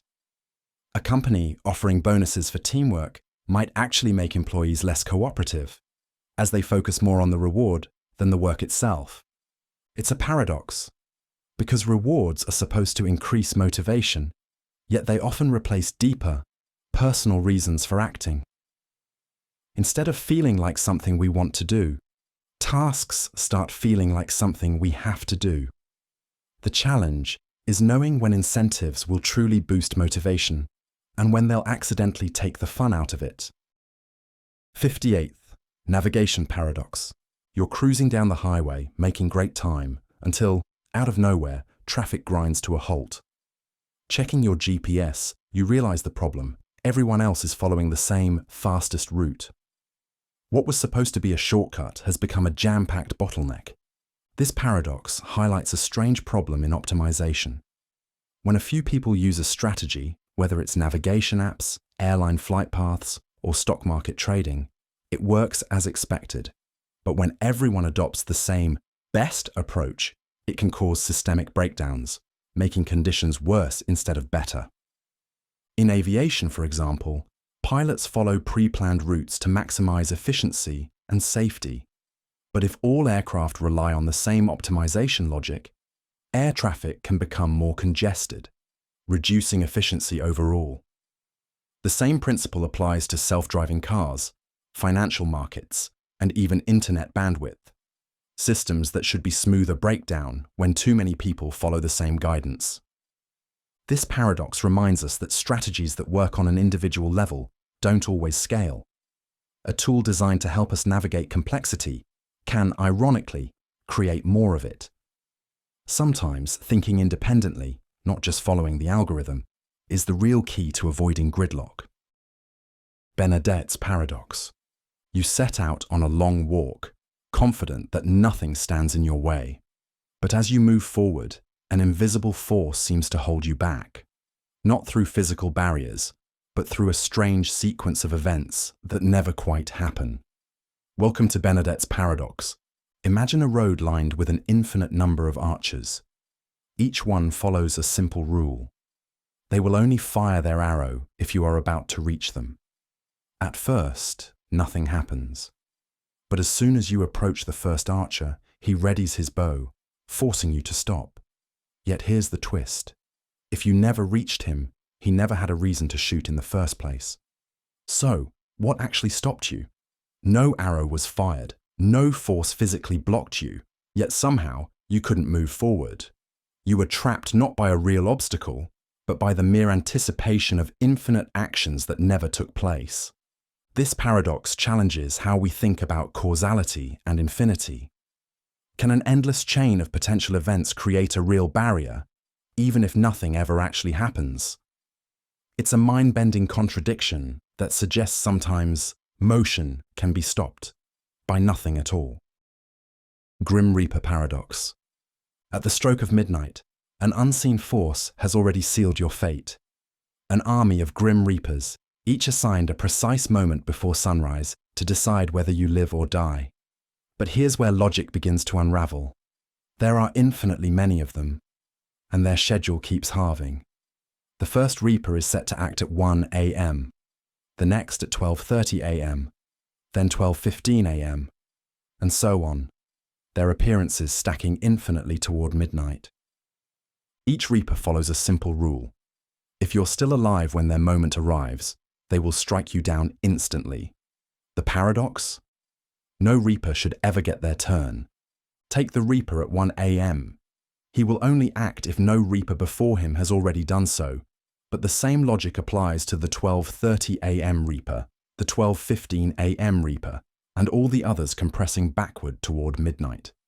Each depends on the hesitation of an earlier one, but there is no first reaper to start the chain. This paradox forces us to rethink causality and infinity. If your death is inevitable, which reaper delivers the fatal blow? The answer appears to be none of them, yet somehow you still don't survive. It's a chilling puzzle where an infinite army ensures your doom, yet paradoxically, not a single one of them can be blamed. Grandi's series. Imagine two equally strong teams playing tug-of-war. The first team pulls the rope forward one step, but right after, the second team pulls it back. This back-and-forth struggle continues forever. Forward, backward, forward, backward. Now ask yourself, where does the rope end up after infinite pulls? If you stop at any moment, the rope is either one step forward or back, but since the pulling never stops, it never settles in one place. However, if you step back and look at the overall pattern, the rope isn't favoring either side. It's spending equal time moving forward and backward. Surprisingly, if you average out its position over time, the answer isn't forward or backward, but right in the middle. This is exactly how Grandi's series works. 1 minus 1 plus 1 minus 1 plus 1 minus 1. Keep switching between 1 and 0, never landing on a final answer. But if you consider the overall trend, it balances out to 1.5 in certain mathematical contexts. It's a paradox that shows how infinity can behave in unexpected ways. Sometimes, a never-ending struggle leads to a result that seems impossible at first glance. Ross-Littlewood paradox. You start with an empty bucket and an endless supply of numbered balls. Every minute, you drop in 10 balls, labelled 1 through 10, then 11 through 20, and so on. But there's a catch. Each time you add 10, you also remove the ball with the lowest number. What happens as time stretches to infinity? At first glance, the bucket should be filling up. After all, you're constantly adding more balls than you remove. But look closer. Every single ball you add eventually gets taken out. Ball 1 is removed in the first minute, ball 2 in the second, ball 3 in the third, and so on. No matter how high a number, each ball has a set moment when it will be plucked from the bucket. So, after an infinite amount of time, what's left? Surprisingly, nothing. The bucket is empty. But how can that be? If you're always adding more than you take away, shouldn't there be an infinite number of balls left? The paradox lies in the way infinity works. The process never runs out of balls to remove, meaning that despite infinitely many additions, every single ball eventually disappears. This paradox challenges our intuition about accumulation and infinite sequences. Sometimes, even when you're endlessly adding, you still end up with nothing at all. Coin rotation paradox. Think of placing a coin on a table and rolling an identical coin around its edge without slipping. How many times will the moving coin rotate before it completes one full trip around the stationary coin? Your intuition might say once. After all, the moving coin only travels a distance equal to its own circumference. But here's the paradox. The moving coin actually makes 2 full rotations. It seems impossible at first. The trick lies in realizing that as the coin rolls, it not only moves along the outer edge, but also rotates due to its own movement. When rolling in a straight line, a coin completes 1 full turn after traveling a distance equal to its circumference. But in this case, the rolling coin is also following a curved path around the stationary coin, adding an extra rotation. You can test this yourself. Take 2 identical bottle caps, press one down on a table, and roll the other around it. Watch closely. It makes 2 full turns before completing the loop. The paradox plays with our expectations about motion and rotation. While it feels like the rolling coin should rotate just once, the combination of rolling distance and curved motion doubles the effect. This is a perfect example of how our intuition can sometimes betray us when dealing with seemingly simple mechanics. What feels obvious isn't always correct, especially when circles start playing tricks on us. Hooper's paradox. Imagine cutting a square into 4 pieces, rearranging them, and somehow ending up with a rectangle that has more area than what you started with. Sounds impossible, right? That's exactly the mind-bending trick behind Hooper's paradox. Picture this. You take a square, carefully slice it into 4 oddly shaped pieces, and then shift them around like a puzzle. Suddenly, you're left with a rectangle that appears to have extra space. No gaps, no overlapping, just a bigger shape out of nowhere. But how can rearranging the same pieces create more area? The secret lies in tiny, almost imperceptible distortions. When the pieces are rearranged, what looks like a perfect rectangle is actually slightly off. The edges don't align perfectly, creating minuscule gaps or overlaps that are hard to spot. These small errors add up, creating the illusion of extra area. This paradox is a cousin to other famous missing area puzzles, where clever slicing and rearranging make objects appear to gain or lose space. It exploits our natural tendency to trust visual continuity, tricking our brains into seeing a mathematical impossibility. So, while it might seem like you've magically created extra space, no laws of physics have been broken, just a clever deception in geometry. It's a perfect example of how our eyes can be fooled, even when dealing with something as seemingly rigid as simple shapes and numbers. Sphere reversion. What if I to turn a sphere inside out, without cutting, tearing, or creating sharp creases? Sounds impossible, right? Normally, flipping an object like a sock works because you can stretch and fold the fabric. But a perfect, smooth sphere?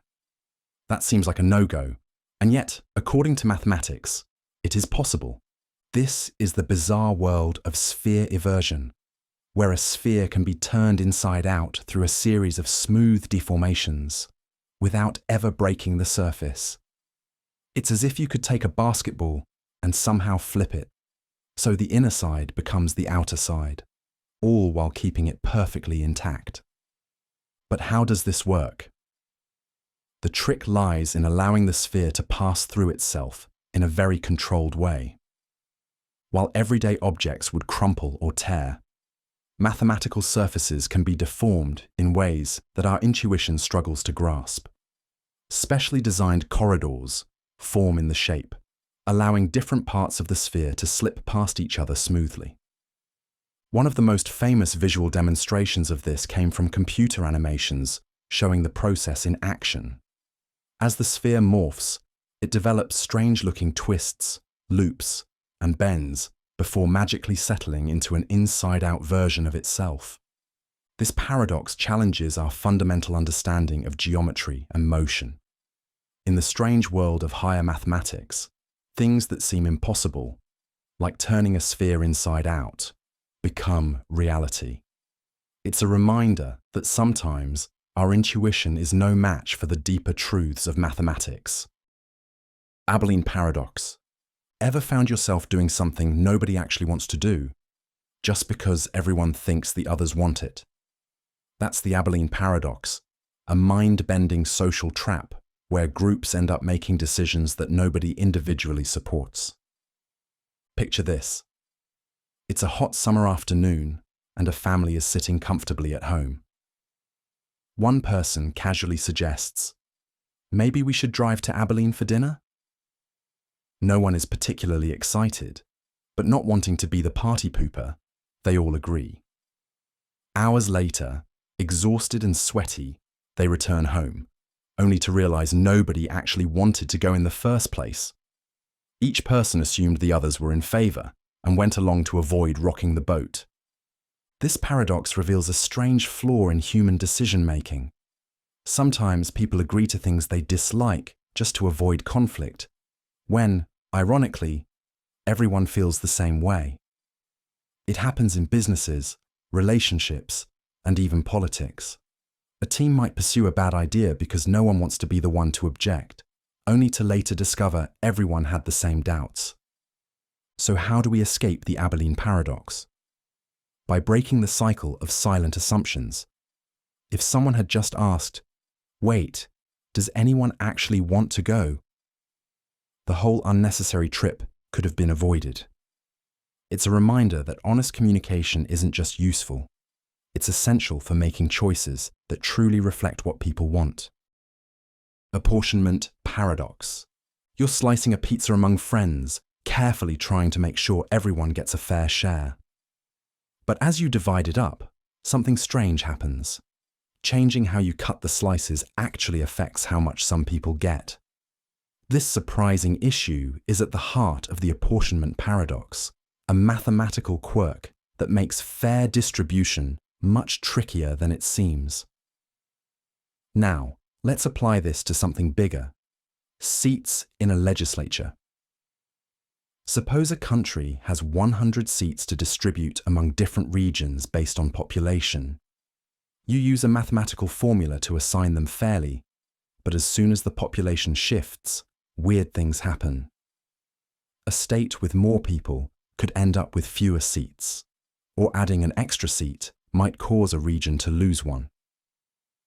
This paradox, seen in real-world elections, reveals that no perfect method exists for distributing seats without some unintended side effects.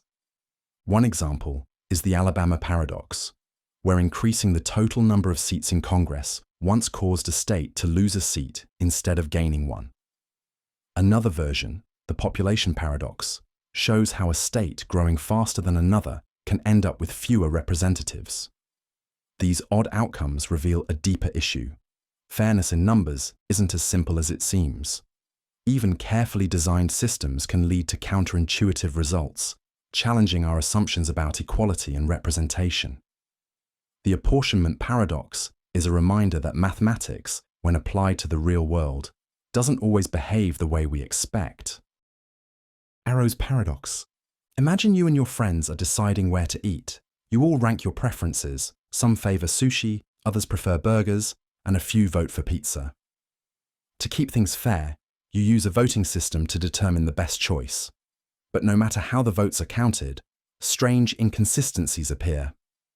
This is what Kenneth Arrow discovered when analyzing voting systems. He proved that with 3 or more choices, no ranking method can always be fair.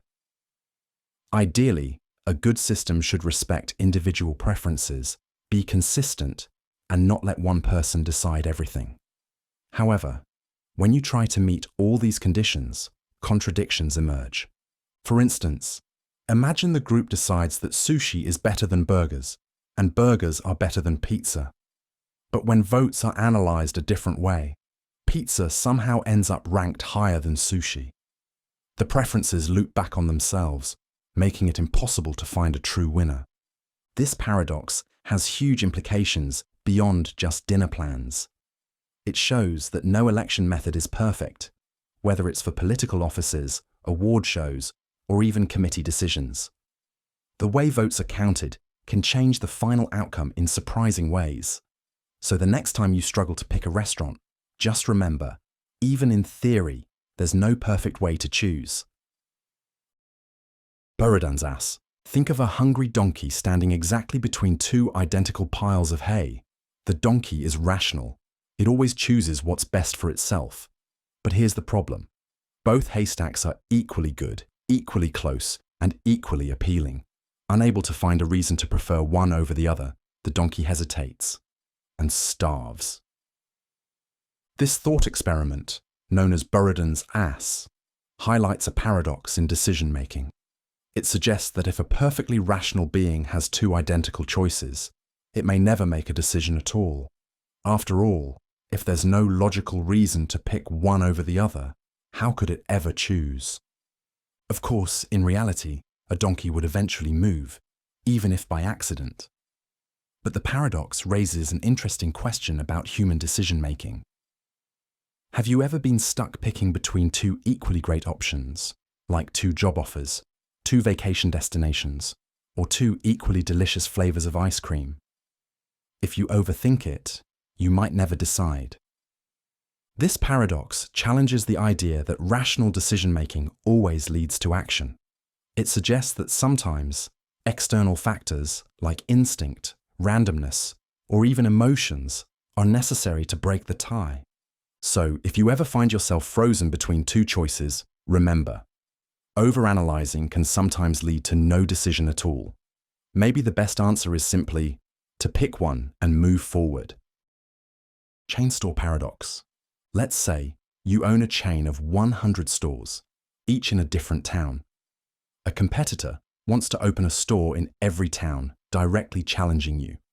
You have two choices each time: fight back aggressively to drive them out, or peacefully coexist. Now, let's think backward. If they reach the last town, there's no reason to fight. It's the last one, so you might as well accept competition. But if you wouldn't fight in the last town, why fight in the second to last?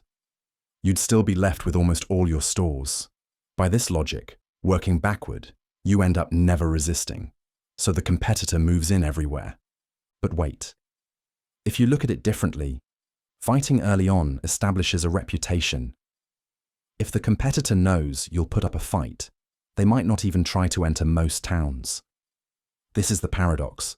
Pure logic suggests you should never fight, yet strategic thinking suggests early resistance is crucial. The chain store paradox challenges our ideas of rational decision-making. A completely logical approach might leave you vulnerable, while a seemingly irrational strategy, fighting when it's not necessary, could actually be the smartest move. It's a reminder that decisions aren't always about cold calculations. Reputation, perception, and long-term strategy all play a role. Sometimes what seems irrational in the short term is actually the winning strategy in the long run. Decision-making paradox. Suppose you're at an ice cream shop, staring at 31 flavors. You love chocolate, but cookies and cream looks tempting. Oh, but what about caramel swirl? The more you think, the harder it gets to decide. This is the decision-making paradox. The idea that having more choices should make decisions easier, but in reality, it often makes them harder. Instead of feeling empowered, you feel stuck. Why? Because with every option you pick, you're also rejecting dozens of others. What if one of those was better? Economists and psychologists have studied this paradox for years. Logically, more choices should help us make better decisions, allowing us to tailor our selection to our exact preferences. But in practice, too many choices create anxiety. The fear of making the wrong decision or missing out on something better leads to hesitation or even complete paralysis. This paradox applies far beyond ice cream. Job offers, vacation destinations, even scrolling through endless TV shows. More options don't always mean better decisions. In fact, studies show that people are often happier when given fewer choices. So, what's the solution? Some experts suggest limiting options up front, trusting intuition, or setting simple decision rules. The paradox teaches us that while choice is valuable, too much of it can turn freedom into frustration. Sometimes the best decision is just to pick one and enjoy it, before you get lost in an endless loop of second-guessing. Fenno's paradox. Every election cycle, people complain about politicians. Congress is a mess. The system is broken. Yet, somehow, the same politicians keep getting re-elected. How does that make sense?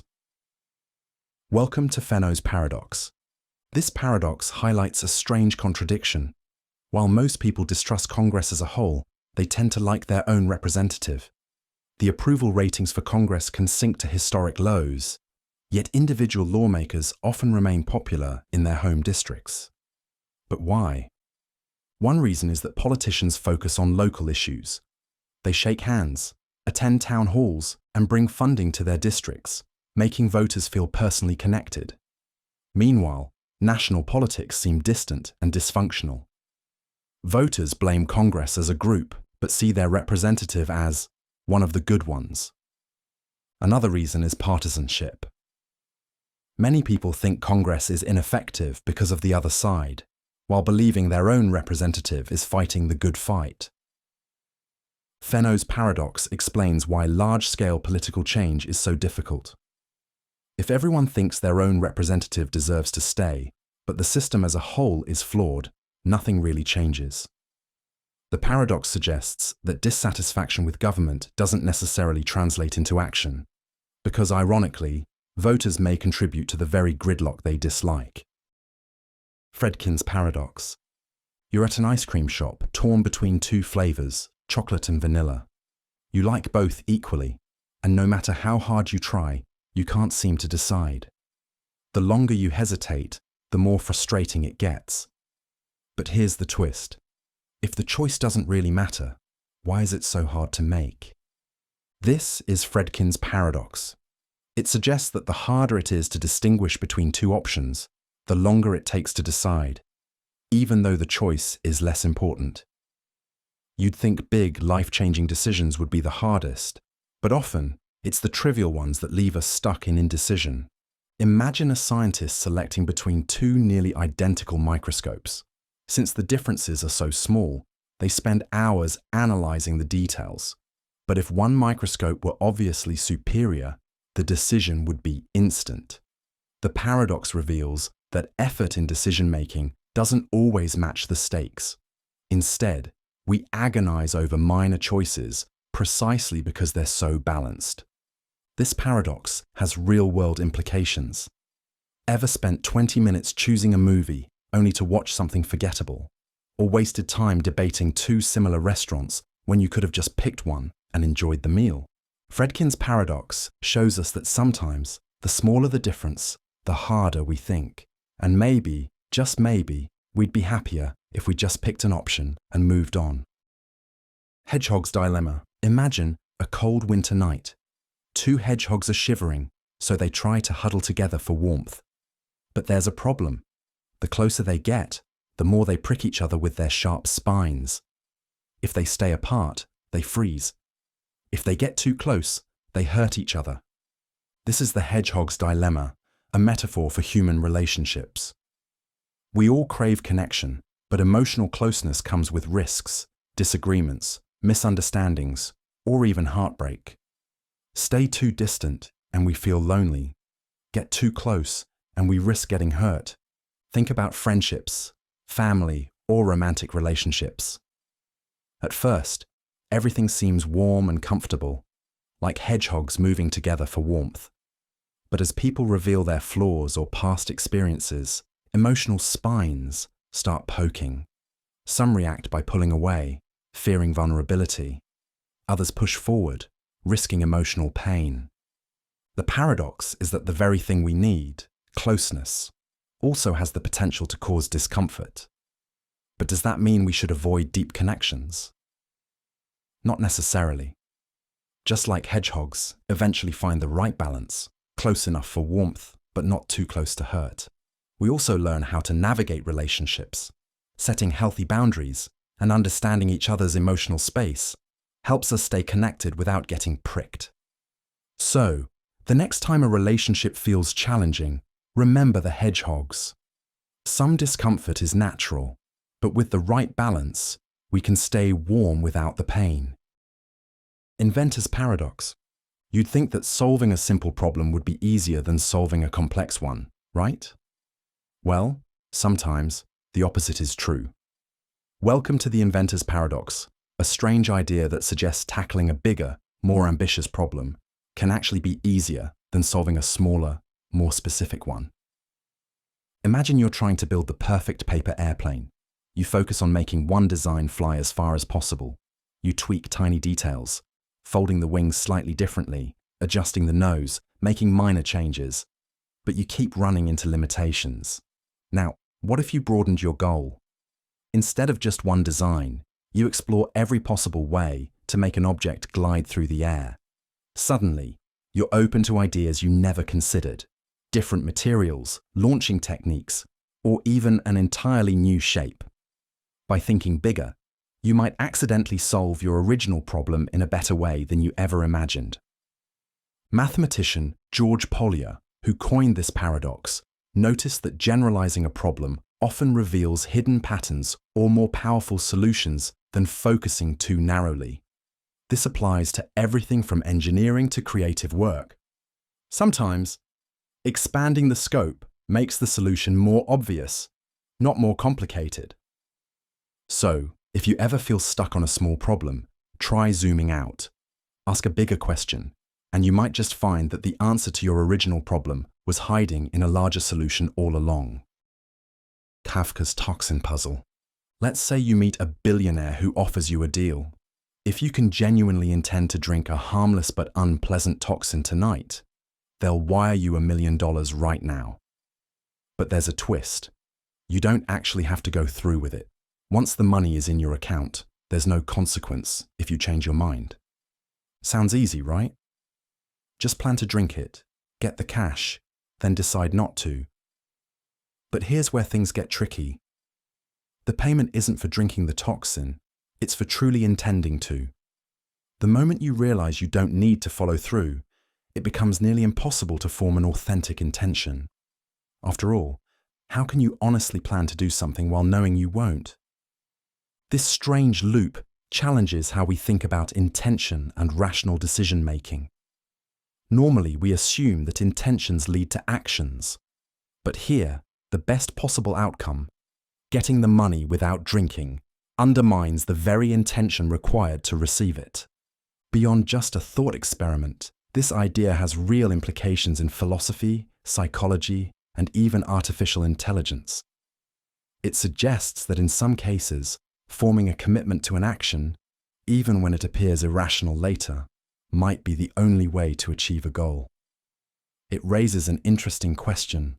If your future self is going to back out, can you ever truly intend to do something in the first place? Morton's fork. Imagine you're applying for a loan. If you dress well, the lender assumes you're wealthy and don't need the money, so they reject your request. But if you dress poorly, they think you're too broke to pay them back, so they reject your request. No matter what you do, the outcome is the same. This kind of reasoning is an example of a logical trap where both choices lead to the same predetermined conclusion. The term comes from John Morton, a 15th century tax collector for King Henry VII. He argued that if someone lived lavishly, they clearly had enough money to pay higher taxes. But if they lived frugally, they must be saving money, so they could also afford higher taxes. Either way, they had to pay up. You can see this type of flawed reasoning in debates and arguments. If someone is calm while defending themselves, they might be accused of being cold and calculating. But if they get emotional, they must be guilty because they're defensive. Heads, they lose. Tails, they still lose. This paradox highlights how unfair conclusions can be reached when evidence is twisted to fit a narrative, rather than allowing logic to guide the outcome. If both sides of a decision always support the same conclusion, there's a good chance something isn't quite right. When reasoning like this is used, the real choice disappears, leaving only the illusion of one. No-show paradox. Imagine you're voting in an election where 3 candidates are running. You and others rank them in order of preference, and a complex voting system determines the winner. You rank your favorite first, a decent second choice next, and your least favorite last. But then, something strange happens. After the votes are counted, you realize that if you hadn't voted at all, your second choice would have won instead of your least favorite. In other words, by participating and honestly ranking the candidates, you accidentally helped elect the one you liked the least. This bizarre outcome is known as the no-show paradox. It reveals a flaw in certain voting systems where, in rare cases, a voter can improve the overall result by simply staying home. Instead of making a positive impact, casting a ballot backfires. This raises troubling questions. If voting can sometimes make things worse, should people second-guess whether to participate? Does this mean some voting systems unintentionally discourage turnout? And most importantly, is there a perfect way to count votes that avoids these kinds of paradoxes? The no-show paradox highlights how difficult it is to design a truly fair voting system. Even well-intentioned methods can lead to counterintuitive results, where doing nothing is somehow better than engaging in the process. Paradox of voting. Every election season, millions of people head to the polls believing their vote matters. But here's the problem. Mathematically, it almost never does.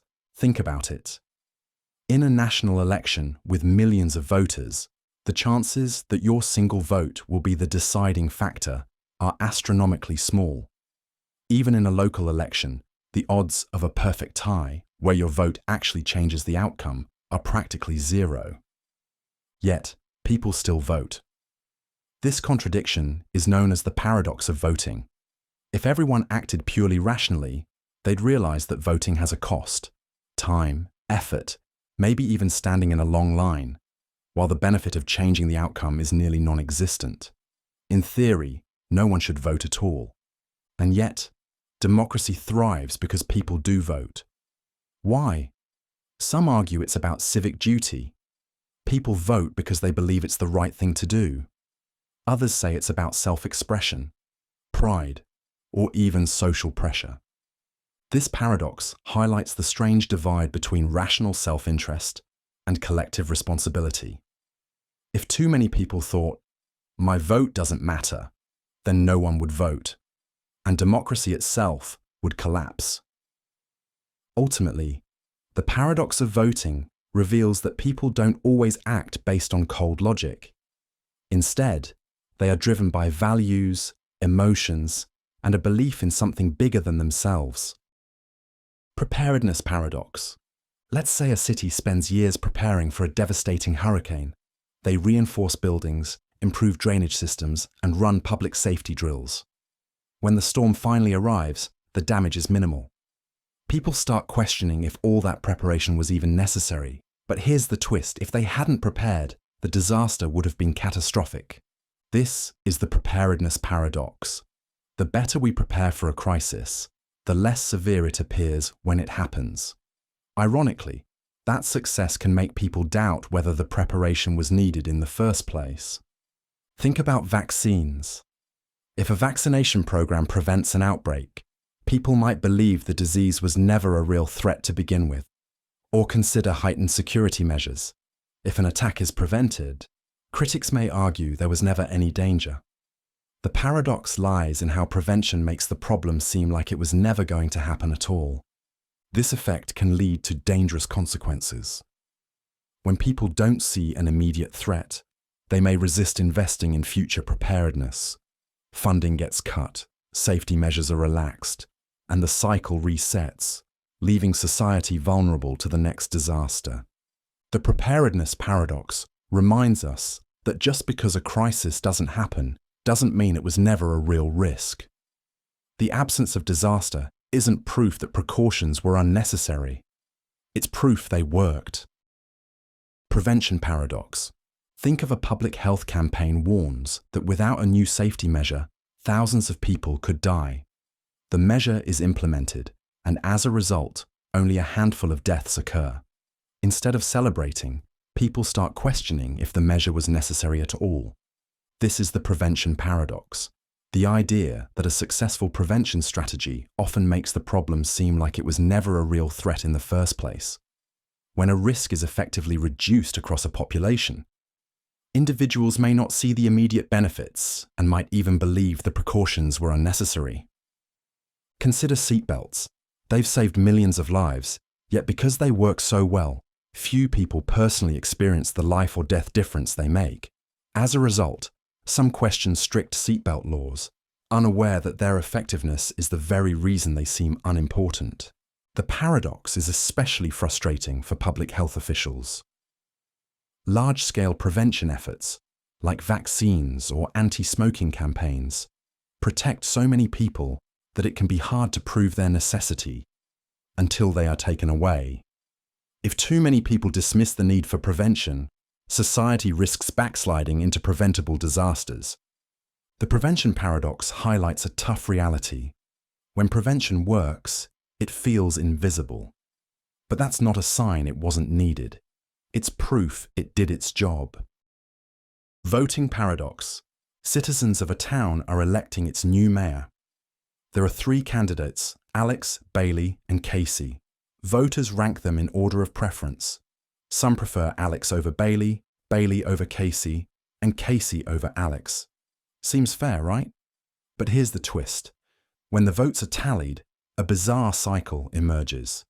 A majority prefers Alex over Bailey, another majority prefers Bailey over Casey, yet another majority prefers Casey over Alex. The rankings contradict themselves, making it impossible to declare a clear winner. This strange loop is the voting paradox, first discovered by the French philosopher Marquis de Condorcet. It shows that even if each individual voter has a clear preference, the overall group's decision can become an inconsistent mess. It challenges the idea that elections always reflect the will of the people in a straightforward way. The paradox becomes even more troubling in real-world elections. It suggests that depending on how votes are counted or how choices are structured, the outcome can be manipulated without changing anyone's actual opinions. This is why different voting systems, like ranked choice voting or runoffs, exist, each attempting to avoid these weird inconsistencies.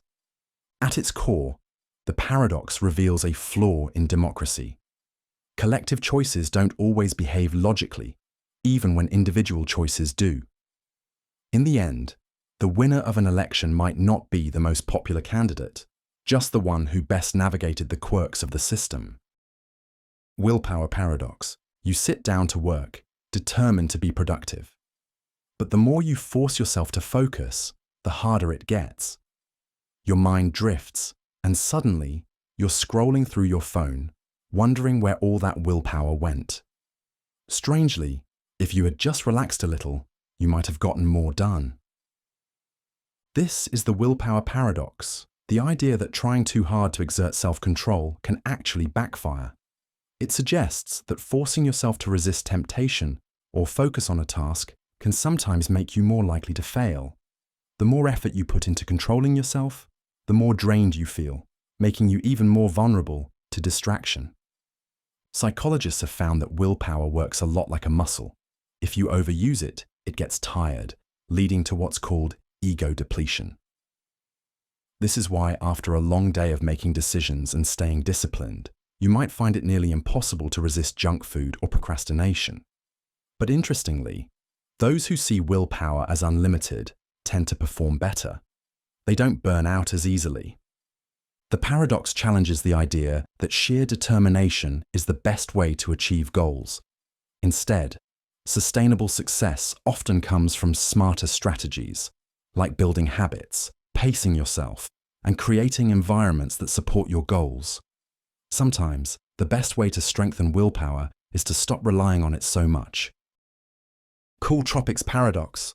Picture yourself stepping into a time machine and traveling back 50 million years. You expect sweltering heat everywhere.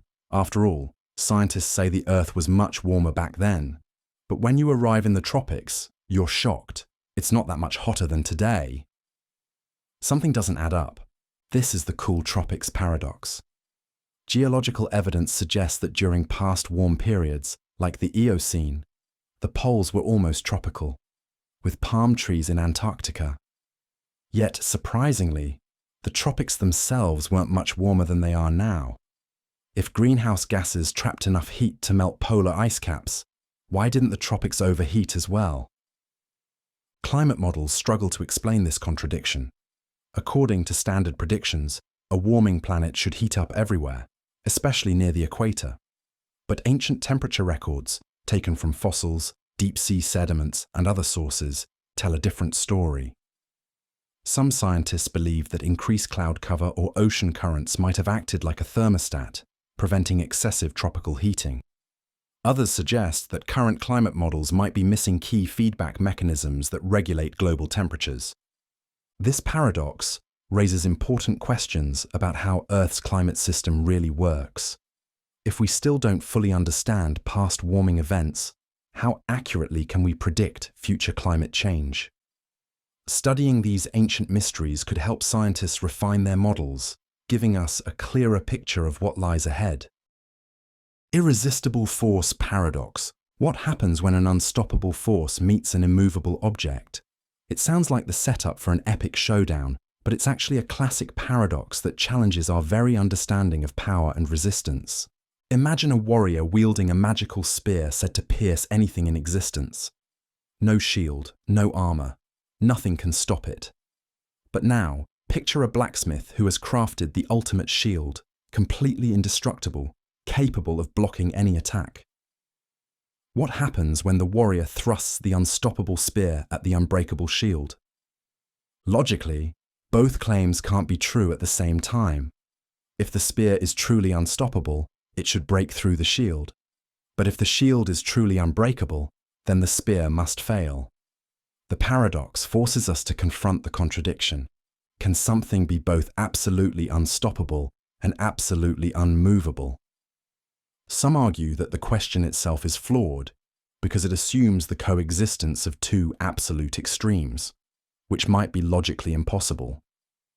Others suggest that if an unstoppable force truly exists, an immovable object simply cannot, and vice versa. In physics, nothing is truly unstoppable or immovable. Everything depends on forces, mass, and motion. At its core, this paradox isn't just about hypothetical weapons. It's a deeper exploration of logical limits. When two absolute powers collide, something has to give, or does it? The moving rows. Let's say two trains passing each other on parallel tracks. One is moving to the right, the other to the left, at the same speed. If you were sitting on one, you'd see the other zoom by twice as fast. Simple, right? Well, what if I told you that ancient Greek philosopher Zeno had a paradox that challenges this idea? The moving rows paradox, one of Zeno's lesser-known puzzles, involves three sets of objects. Picture three rows of blocks. The first row is stationary, while the second and third rows move toward each other at equal speed. Now focus on just one block in the moving rows. If you compare it to the stationary row, it takes a certain amount of time to pass one block. But relative to the opposite moving row, it seems to pass two blocks in the same amount of time. Here's the problem. If motion is measured in terms of passing objects, then the moving block somehow takes the same amount of time to pass one block as it does to pass two, an apparent contradiction. Does this mean our understanding of motion is flawed? The paradox highlights a misunderstanding of relative speed in ancient Greek thought. Today, we resolve it using modern physics. Motion is relative, and different frames of reference change the way we perceive speed.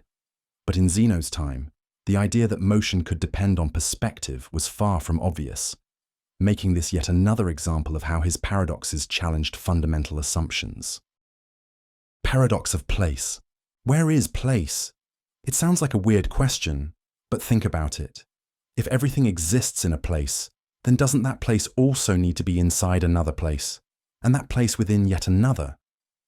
This seemingly endless chain of locations is known as the paradox of place. Suppose you have a box. The box is in your room is in a house, the house is in a city, and the city is on Earth. But where is Earth? In space. And where is space? That's where things get tricky. If everything must be contained within something else, then what contains the universe? And what contains that? This paradox, attributed to Aristotle, raises a fundamental question about the nature of space itself.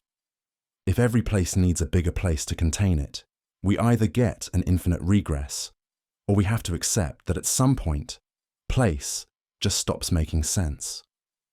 Modern physics tackles this by changing the way we think about space. Rather than existing inside something else, space itself can be a fundamental structure. The universe doesn't need to be inside anything, it simply is. But that answer might not feel entirely satisfying. After all, we're used to everything being somewhere. If the universe isn't contained in something larger, then where is it? The paradox forces us to rethink our basic intuitions about space and existence, showing how even the simplest questions can lead to mind-bending puzzles. Paradox of the grain of millet. Imagine standing in a silent room and dropping a single grain of millet. Would you hear anything? Probably not. Now, what if you dropped a handful? That would make a sound. But here's the problem. If a pile of millet makes noise, and a pile is just many single grains combined, then shouldn't each grain make a sound on its own? This ancient puzzle, credited to the Greek philosopher Zeno, challenges our understanding of perception and logic. Individually, a grain of millet seems too quiet to be heard. But if you combine enough of them, suddenly, the sound becomes noticeable. At what point does silence turn into noise? And if no single grain contributes an audible sound, how does adding more change that? It's a paradox of continuity. Just like how a single drop of water doesn't make a flood, or a single hair doesn't make someone bald. Our brains categorize things in groups, but reality is often a gradual shift rather than a clear distinction. Philosophers use this paradox to question whether things like sound, weight, or even meaning itself are truly measurable in absolute terms. Science suggests that sound waves from a single grain do exist, but they're just too faint for our ears. But does that mean the sound isn't real, or just that we can't perceive it? This simple question about a falling grain reveals how tricky it is to define the boundary between something and nothing. Paradox of tolerance. What if there is a society that prides itself on being completely tolerant, accepting all viewpoints, no matter how extreme? It sounds ideal, right? But here's the twist. What happens when an intolerant group rises within this tolerant society? If tolerance means allowing all beliefs, even those that seek to destroy tolerance itself, then intolerance can spread unchecked. This is the paradox. A society that tolerates everything, including intolerance, may ultimately lose its tolerance altogether. The idea comes from philosopher Karl Popper, who argued that unlimited tolerance leads to the end of tolerance. If extremist or oppressive ideas are given free rein, they can take advantage of open dialogue to silence opposing voices, creating a society where tolerance no longer exists. It's a dilemma that plays out in real life. Should a democratic society allow anti-democratic movements? Should free speech protect those who use it to incite hatred? If intolerance is tolerated, it can grow strong enough to dismantle the very freedoms that allowed it to exist. The paradox suggests that in order to preserve tolerance, a society may need to draw the line somewhere, refusing to accept those who seek to undermine it. But then comes the tricky part.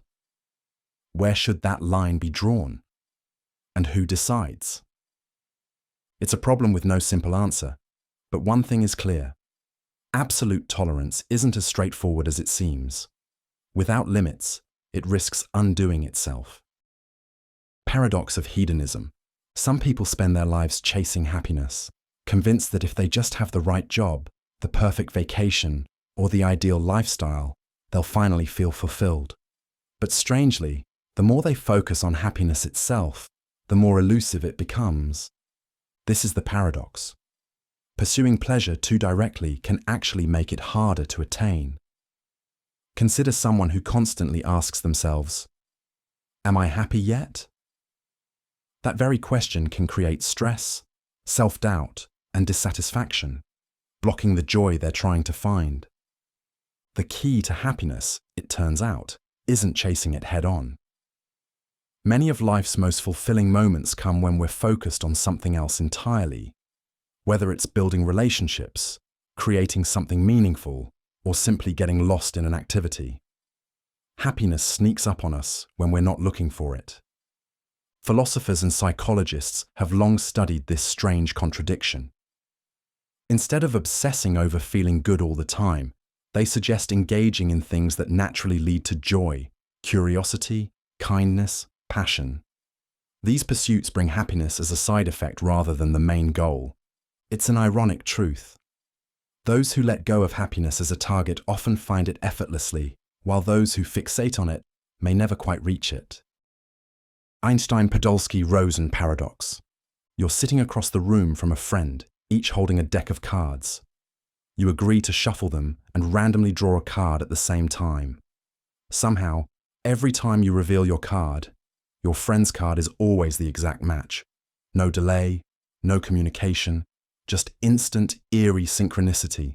Sounds impossible, right? This is the essence of the Einstein-Podolsky-Rosen paradox, or EPR paradox. In 1935, Albert Einstein and his colleagues argued that quantum mechanics predicted something that seemed absurd. Two particles, even separated by vast distances, could be mysteriously linked.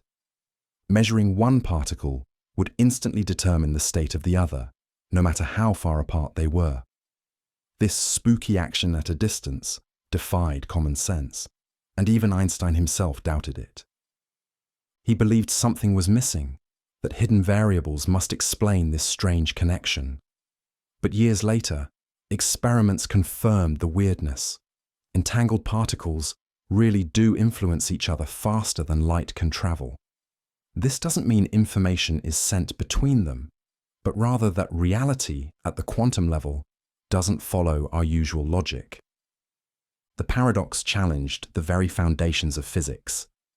If two objects can be inexplicably connected across space, what does that say about the nature of reality?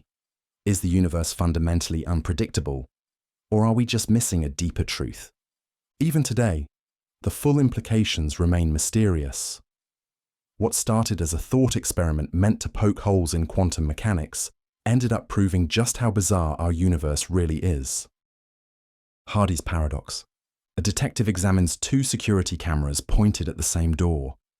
One shows a person walking in, while the other shows no one entering at all. Both cameras are working perfectly, yet they contradict each other. How can that be? This mirrors the strange reality of Hardy's paradox, a quantum mechanics puzzle that challenges our understanding of measurement and logic. Imagine an electron and its antimatter twin, a positron, heading toward each other. Normally, when matter and antimatter meet, they annihilate. But in some quantum setups, there's a bizarre twist. They can both seemingly pass through certain paths without colliding, even though logic says that should be impossible. According to classical physics, if one particle takes a specific path, the other must take a different one. But Hardy's paradox suggests that in rare cases, both particles appear to take paths they shouldn't be able to occupy at the same time, creating a contradiction. It's as if reality is undecided until the very moment we observe it. Experiments confirm that quantum mechanics allows for these seemingly impossible outcomes. The paradox highlights a deeper question about measurement itself. Does observing a system force it into a definite state, changing what was possible before? At the quantum level, our intuition breaks down. Particles behave in ways that seem absurd, yet the math and experiments back it up. Hardy's paradox is a reminder that the universe doesn't always play by the rules we expect. Paradox of the Vitali set. Suppose you have a long ribbon and want to cut it into pieces. Normally, if you follow a specific rule, like cutting it into equal lengths, you end up with a well-defined set of pieces. But what if you could cut it in a way that defies logic, creating pieces that seem to exist everywhere and nowhere at the same time? This is the strange reality of the paradox of the Vitali set, a mathematical construction that challenges our understanding of measurement. It starts with the idea of picking numbers randomly from the number line. Normally, we assume every number can be measured in some way, whether it's whole, rational, or irrational. But the Vitali set shows that it's possible to construct a collection of numbers so bizarre that they can't be measured at all. Here's the catch. To create this set, you rely on a special mathematical assumption called the axiom of choice, which lets you make infinitely many selections without explicitly defining how. The result? A set of numbers that cannot be assigned a meaningful size. You can't say how long it is, how big it is, or even compare it to ordinary numbers in any intuitive way. While this might sound abstract, it reveals a deep flaw in our usual way of defining size and measurement. The paradox of the Vitali set forces mathematicians to confront the limits of what can be measured, showing that, in some cases, even infinity itself refuses to follow the rules. Paradox of the non-measurable set. Can everything be measured? At first glance, the answer seems obvious. We measure time, distance, Wait, everything has a size, right? But in mathematics, some sets exist that defy this basic assumption. No matter what method you use, assigning them a clear length, area, or volume leads to contradictions. These are called non-measurable sets, and their existence creates a paradox that challenges our understanding of space itself. Picture a straight line. You can measure any segment of it, no matter how small. Now imagine a set of points scattered along the line in such a way that their total length is neither zero nor any specific number. If you try to measure it, the rules of mathematics break down. It's not that we lack the right tool, it's that measurement itself becomes meaningless for these sets. This paradox reveals strange truths about infinity. It's related to cases where a solid object can be split and rearranged into something twice its original size, not by stretching or adding anything, but simply by moving pieces around in just the right way. While this sounds impossible in the physical world, it highlights the limits of how we define size and structure in mathematics. It turns out, measurement, a concept we rely on every day, is not as universal as we thought. Some things exist in ways that make measuring them an unsolvable puzzle. Paradox of the continuum. Can infinity come in different sizes? It sounds absurd, but that's exactly what mathematics suggests. The paradox of the continuum challenges our understanding of numbers, space, and infinity itself. Picture there is a hotel with an infinite number of rooms, all occupied. Surprisingly, it can still accommodate new guests by shifting each current guest to the next room, freeing up the first. This strange logic works for what's called a countable infinity, like the set of whole numbers, which go on forever but can still be listed in order. Now, think about all the real numbers between 0 and 1. Unlike whole numbers, they form a continuous, unbroken line. No matter how many you list, an infinite number still remain uncounted. This is a larger type of infinity, so vast that it makes the previous one look small. The paradox arises when we try to bridge the gap between these two infinities. Mathematician Georg Cantor proved that the infinity of real numbers is strictly larger than the infinity of whole numbers. But is there a size of infinity that sits between them? Surprisingly, no one has been able to prove whether such a middle ground infinity exists. It's one of the greatest open questions in mathematics. Infinity isn't just one endless concept. It comes in different forms, some more mysterious than others. The paradox of the continuum reminds us that even the simplest ideas, like counting, can lead to some of the deepest mysteries of the universe. Paradox of the omniscient machine. Would you trust a machine that knows everything, even the future? Imagine a super-intelligent computer, programmed to be infallible, capable of predicting every event with perfect accuracy. Sounds impressive, right? But here's where things get strange. Suppose you sit before this machine and ask it to predict whether you'll raise your right hand in the next 10 seconds. The machine, being omniscient, prints out its answer. You will raise your right hand. Now you have a choice. If you follow the prediction, it was correct. But what if, just to prove the machine wrong, you stubbornly refuse to raise your hand? Suddenly, the machine's prediction is false, which shouldn't be possible for an omniscient being. This creates a paradox. If the machine truly knows the future, your choice is already determined, meaning free will doesn't exist. But if you have the power to contradict the prediction, the machine isn't omniscient after all. Some argue that such a machine could never exist, because any system trying to predict a conscious mind would always run into this contradiction. Others propose that the machine could account for your rebellion, predicting your attempt to defy it before you even think of it. But then, does that mean you're merely playing out a script with no true agency? The paradox forces us to question whether perfect knowledge of the future is even possible, or if the very act of knowing it would change it, an endless loop of fate and free will colliding. Boltzmann brain. What if I told you there are true facts about the universe that can never be proven, not because we're not smart enough, but because proof itself has limits? This mind-bending idea comes from Gödel's incompleteness theorems, which shook the very foundation of mathematics. To see why, imagine a futuristic AI designed to answer every possible question.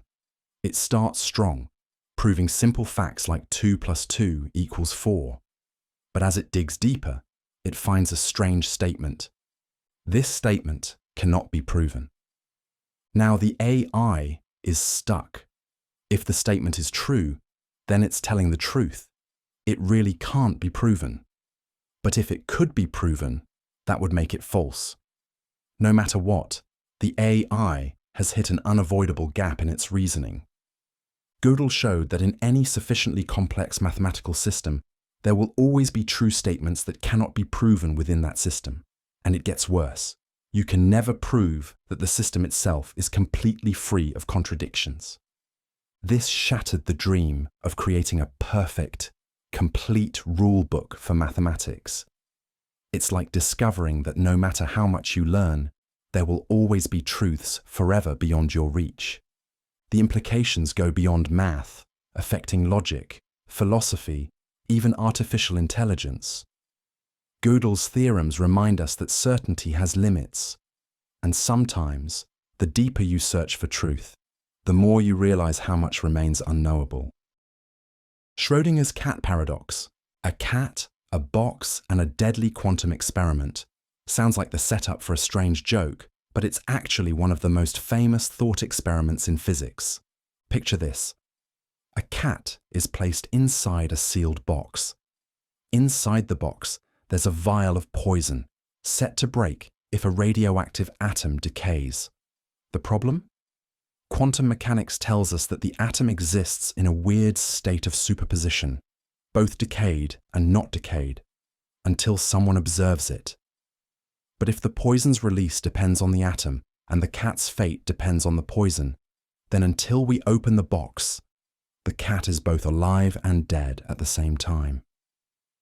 This paradox was devised by physicist Erwin Schrödinger to highlight how bizarre quantum mechanics can be. In the microscopic world, particles can exist in multiple states at once, but when we observe them, they choose a single reality. Does this mean reality itself is undecided until we look? Some interpretations suggest that observing the cat collapses reality into one state, either alive or dead. Others propose that both outcomes happen, branching into parallel universes, where in one, the cat survives, and in the other, it doesn't. The paradox challenges our understanding of existence itself. Does reality only become real when we look? Or is it just that we don't yet grasp the true nature of quantum mechanics? Either way, Schrödinger's cat isn't just a pet in a box. It's a mind-bending glimpse into the strangeness of our universe. Black hole information paradox. Picture throwing your diary into a fire. The pages turn to ash, but in theory, if you had the right tools, you could still piece together what was written. Information isn't destroyed, it just changes form. But now, imagine tossing that diary into a black hole. Common sense says the information should still exist somewhere. But according to Einstein's theory of relativity, once something falls in, it's gone forever. No escape, no trace, just a one-way trip past the event horizon. Here's the paradox. Quantum mechanics, our best theory of tiny particles, insists that information can never be lost. Even if something is smashed, burned, or scrambled, the fundamental data about it should always remain in the universe. But black holes seem to erase information entirely, breaking this fundamental rule. Physicist Stephen Hawking made things even weirder. He discovered that black holes slowly evaporate over time due to Hawking radiation. But when a black hole vanishes, so does everything inside. If that information is truly lost, it means our understanding of physics is incomplete. So where does the lost information go? Some theories suggest it's encoded in the event horizon, while others propose it leaks out in a hidden form. Some even speculate that black holes could be portals to alternate realities. The black hole information paradox challenges our understanding of reality itself. If we crack the mystery, we might just unlock the next great revolution in physics. Gödel's incompleteness theorem. What if I told you there are true facts about the universe that can never be proven? Not because we're not smart enough, but because proof itself has limits. This mind-bending idea comes from Gödel's incompleteness theorems, which shook the very foundation of mathematics. To see why, imagine a futuristic AI designed to answer every possible question. It starts strong, proving simple facts like 2 + 2 = 4. But as it digs deeper, it finds a strange statement. This statement cannot be proven. Now the AI is stuck. If the statement is true, then it's telling the truth. It really can't be proven. But if it could be proven, that would make it false. No matter what, the AI has hit an unavoidable gap in its reasoning. Gödel showed that in any sufficiently complex mathematical system, there will always be true statements that cannot be proven within that system. And it gets worse. You can never prove that the system itself is completely free of contradictions. This shattered the dream of creating a perfect, complete rulebook for mathematics. It's like discovering that no matter how much you learn, there will always be truths forever beyond your reach. The implications go beyond math, affecting logic, philosophy, even artificial intelligence. Gödel's theorems remind us that certainty has limits. And sometimes, the deeper you search for truth, the more you realize how much remains unknowable.